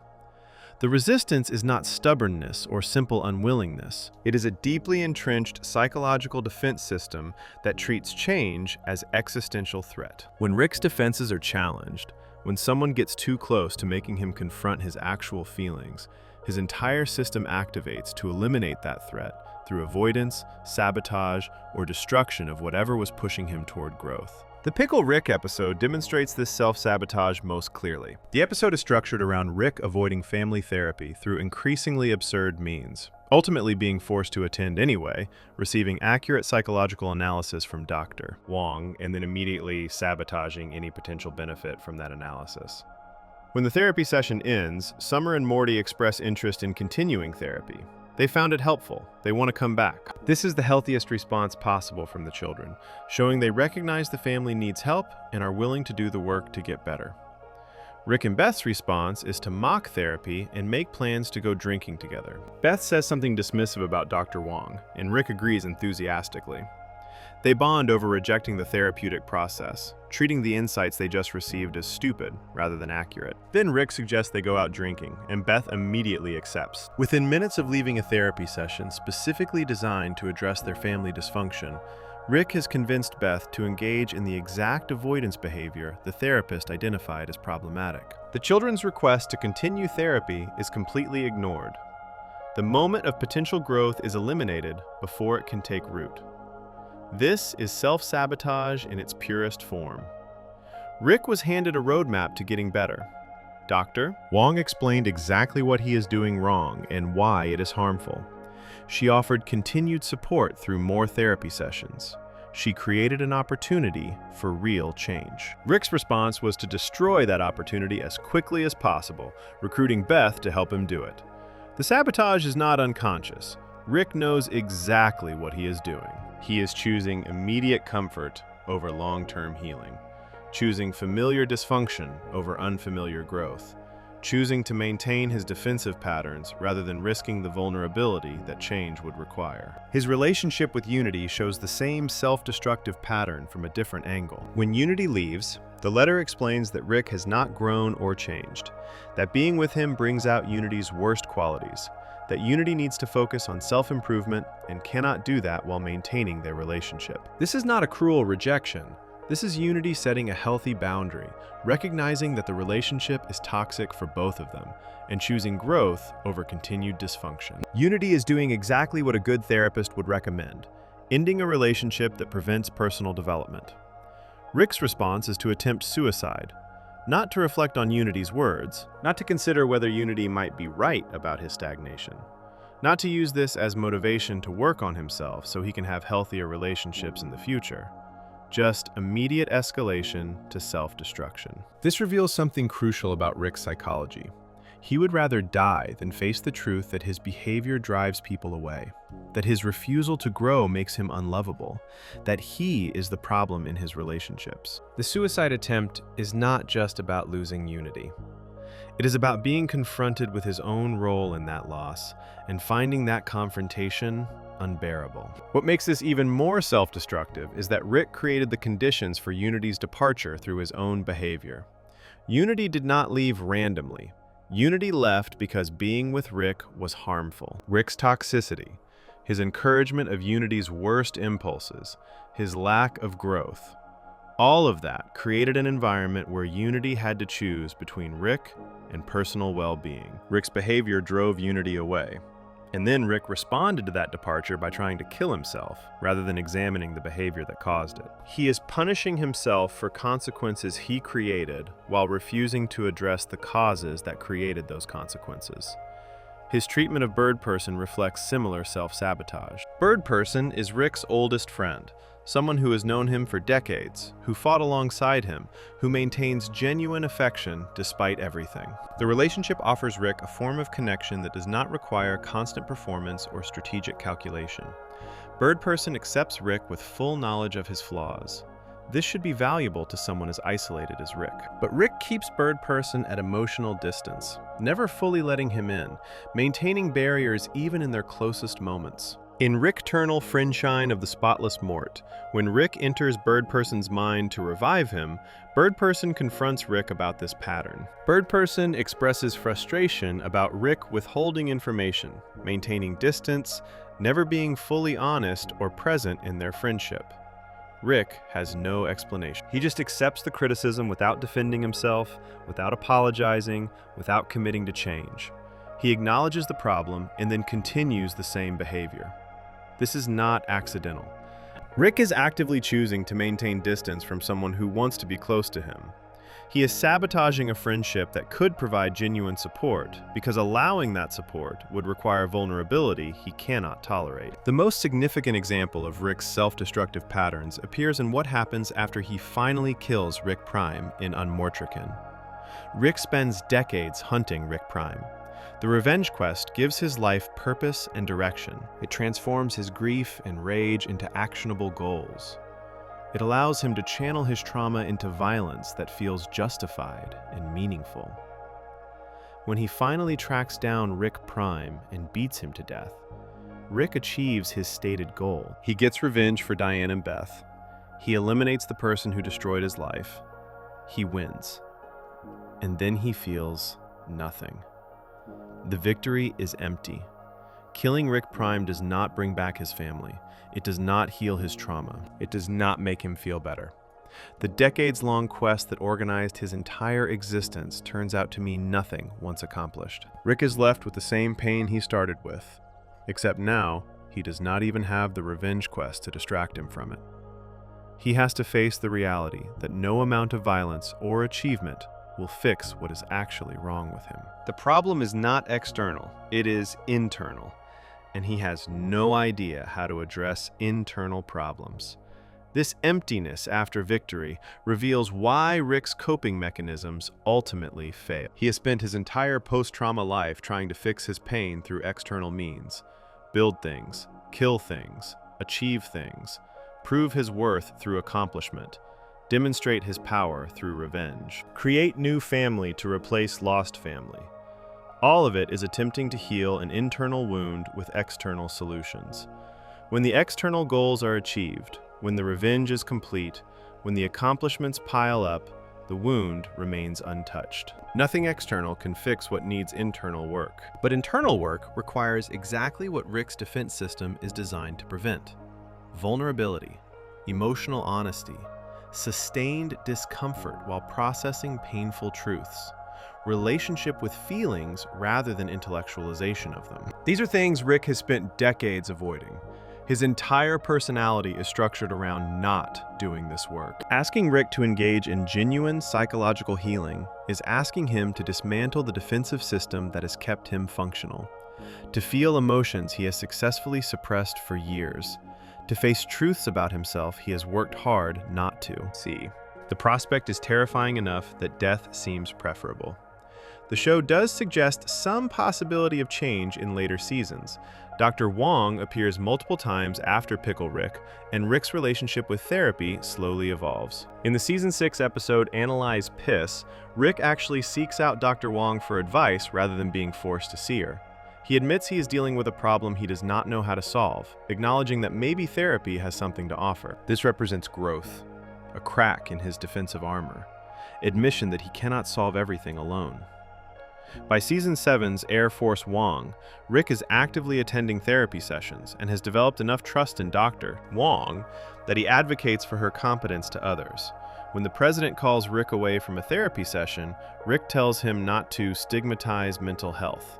The president responds, "Therapy's working," and he is correct. Rick is showing slow, incremental progress. He is less immediately hostile to therapeutic intervention. He is building a relationship with Dr. Wong based on respect rather than contempt. He is beginning to apply therapeutic insights to his relationships with Unity and others. But these small improvements exist alongside continued dysfunction. Rick still drinks constantly. He still pushes people away. He still uses his intelligence to avoid uncomfortable emotions. He still acts out his trauma on his family. The progress is real, but minimal, improving his situation from catastrophic to merely terrible. A psychologist would note this as movement in the right direction, while recognizing that Rick has miles to go before reaching anything resembling healthy functioning. The question is whether he can maintain forward momentum, or whether his defenses will reassert themselves and eliminate these small gains. The core issue is that Rick's psychological defense system serves a function. It protects him from feeling the full weight of his trauma, from experiencing the grief and guilt and worthlessness that wait beneath his grandiosity and intellectualization. Removing these defenses without first addressing the trauma they protect against would be dangerous.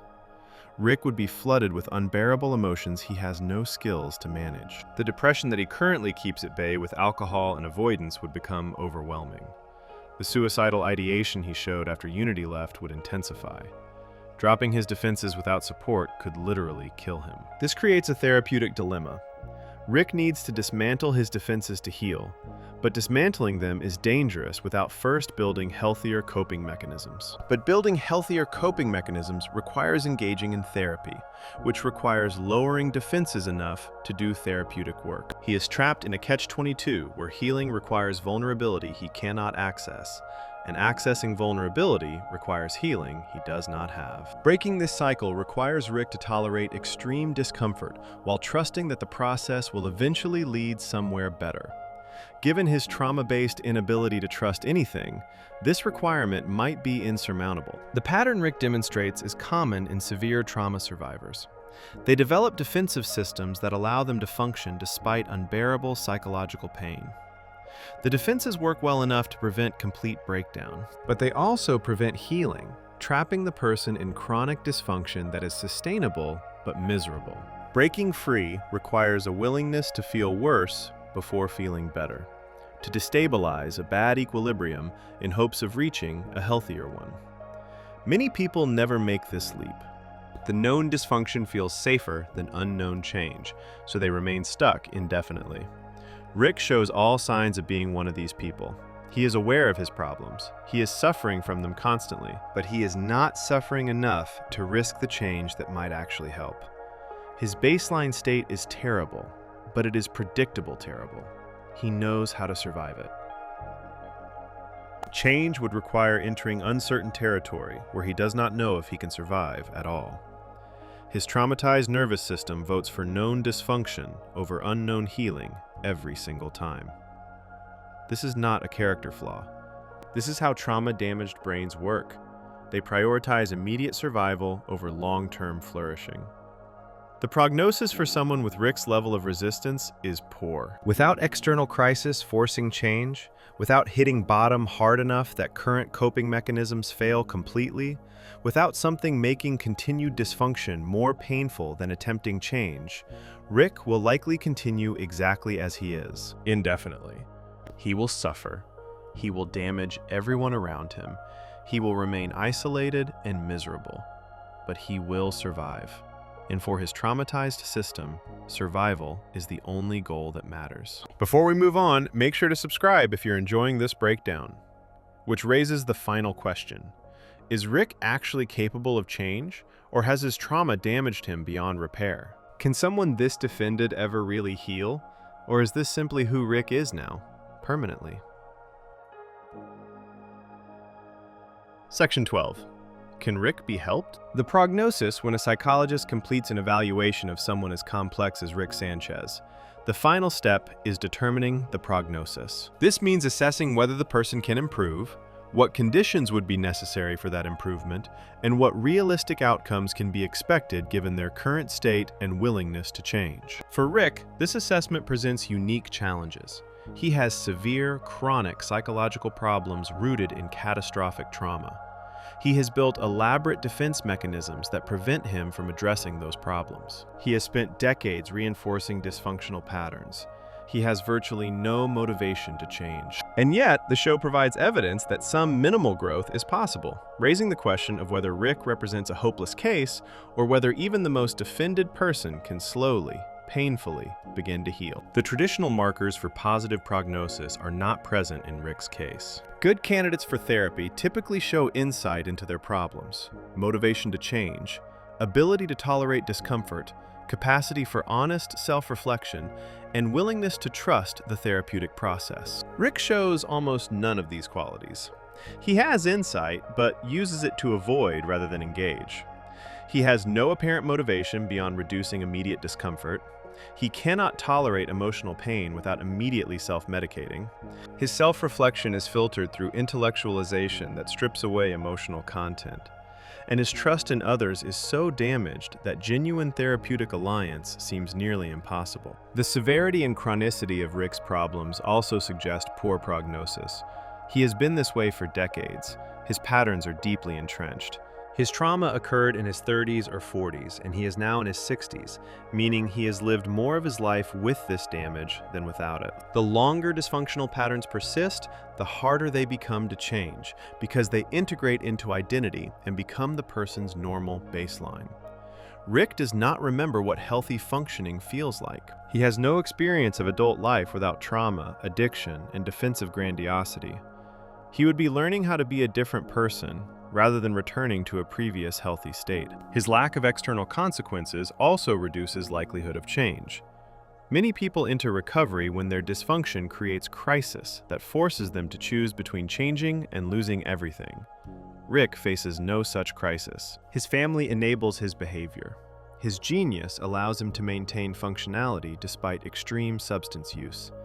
His access to infinite dimensions means he can always escape consequences by moving to a new reality. His power and capabilities mean he faces no real threats that might force him to confront his limitations. He can continue exactly as he is indefinitely without hitting bottom. And bottom is often what motivates people to finally seek help. The nature of his trauma presents additional challenges.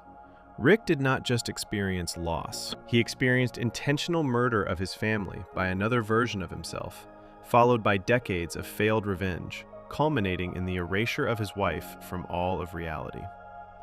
This is not a trauma that can be easily processed or integrated. It is not a single event, but an ongoing series of losses and failures. Even if Rick wanted to process this trauma, even if he engaged fully in therapy, the work would be extraordinarily difficult and take years of consistent effort. The question is whether Rick has years of consistent effort in him, and all evidence suggests he does not. However, the show does provide some evidence that change is possible, even for someone as damaged as Rick. The most significant evidence appears in his evolving relationship with Dr. Wong across seasons. In Pickle Rick, Rick is openly hostile to therapy, literally transforming himself into a pickle to avoid it. When forced to attend, he delivers a speech about why therapy is worthless and why he does not need it. He is completely defensive, completely dismissive, showing no openness to therapeutic intervention whatsoever. This is Rick at his most resistant, his defenses fully activated against any possibility of change. But Dr. Wong's response to Rick's hostility is crucial. She does not get defensive or angry. She does not argue with him or try to convince him therapy works. She simply delivers an accurate analysis of his defensive patterns, explains how he uses his intelligence to avoid emotional work, and points out that he is covered in rat blood and feces because he chose to turn himself into a pickle rather than sit in a room and talk. Then she gives him her card and tells him to call if he wants to come back.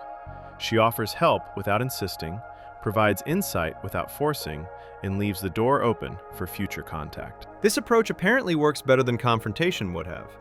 By the time of Season 6's Analyze Piss, Rick actively seeks out Dr. Wong for advice. He is dealing with a situation involving another character's suicide and does not know how to handle it. Instead of pretending he has all the answers, instead of using his usual defenses, Rick goes to therapy and asks for help. This represents significant growth. Rick is admitting he needs assistance with a problem he cannot solve alone. He is voluntarily engaging with the therapeutic process. He is showing trust in Dr. Wong's expertise. These are all behaviors that seemed impossible in Pickle Rick, yet here they are, demonstrating that some change has occurred. By Season 7's Air Force Wong, Rick is attending regular therapy sessions. When the president interrupts one of these sessions with an emergency, Rick tells him not to stigmatize mental health. This is Rick defending therapy, arguing for its value, suggesting others take it seriously. The transformation from therapy is worthless to don't stigmatize mental health represents a complete reversal of Rick's stated position. The president notices this change and comments, "Therapy's working." He is correct. Rick is demonstrating measurable progress in his attitude towards psychological help. Later in the same episode, Rick shows even more growth. He has a conflict with Unity that escalates because Rick handles it poorly, being hostile when Unity expresses concern for him. Dr. Wong intervenes and provides couples therapy, helping Rick and Unity communicate more effectively. She tells Unity that Rick brought her to this situation because he doesn't know how to indicate to you that he's changed because he's changing very slowly, but he is. This is crucial confirmation from a professional that Rick's progress is real, observable, and significant, even if it is incremental. These scenes demonstrate that Rick is capable of change under specific conditions. Those conditions include consistent relationship with a therapist who does not give up on him, interventions that provide insight without demanding vulnerability he cannot yet access, and extremely gradual process that allows his defenses to slowly lower rather than forcing immediate confrontation. Dr. Wong has found a way to work with Rick's resistance rather than against it, and that approach is producing results. However, the progress is limited and exists alongside continued dysfunction. Rick still drinks constantly throughout these later seasons. He still uses his intelligence to avoid difficult emotions. He still treats his family poorly in many situations. He still shows narcissistic defenses and attachment avoidance. The improvements are real, but do not represent fundamental transformation. Rick is slightly less dysfunctional than before, which moves him from extreme severity to moderate severity. He is still deeply unwell. He is just incrementally less unwell than he was. A realistic prognosis for Rick would acknowledge both the possibility of continued slow improvement and the likelihood that he will never achieve truly healthy functioning. Best case scenario, Rick continues therapy with Dr. Wong, slowly builds trust in the therapeutic process, gradually becomes able to tolerate more emotional vulnerability, eventually processes some of his trauma, and achieves a level of functioning where he is still damaged but less actively destructive to himself and others. This would take years of consistent work and would require Rick to maintain motivation through long periods of discomfort. It is possible, but not probable given his history of self-sabotage. Worst case scenario, Rick hits a crisis that destabilizes his current defenses without having built healthier alternatives, leading to complete psychological breakdown, another suicide attempt, or escalation of self-destructive behaviors until they become fatal. This is a real risk given how much pain his defenses are currently suppressing. If something forces those defenses down too quickly, the result could be catastrophic. Most likely scenario is somewhere between these extremes. Rick continues his current pattern of minimal progress followed by setbacks, slowly improving in some areas while remaining stuck in others, achieving slightly better functioning without ever fundamentally resolving his core trauma. He remains in therapy sporadically, makes incremental gains, maintains enough improvement to avoid complete crisis, but never commits fully enough to achieve real healing. He becomes a chronic therapy case. Someone who is always working on their issues but never quite resolves them. Always in recovery but never fully recovered. From a clinical perspective, the key factors that would improve Rick's prognosis are continued relationship with Dr. Wong, reduction in substance use to allow genuine emotional processing, establishment of healthy boundaries in family relationships, and willingness to sit with discomfort long enough to actually process trauma rather than just intellectualizing it. The first factor is present. The other three show no evidence of occurring. Until Rick addresses his alcoholism, maintains boundaries with Beth, and stops using his intelligence as a defense against feelings, his progress will remain superficial. The ultimate question is whether Rick can tolerate the vulnerability that real healing requires. Everything in his psychology is built to prevent that vulnerability. His trauma taught him that vulnerability leads to devastating loss. His defenses protect him from experiencing that vulnerability again. Asking Rick to lower those defenses is asking him to risk re-experiencing the worst pain of his life. From his perspective, maintaining dysfunction is safer than risking that pain, even if maintaining dysfunction means chronic suffering.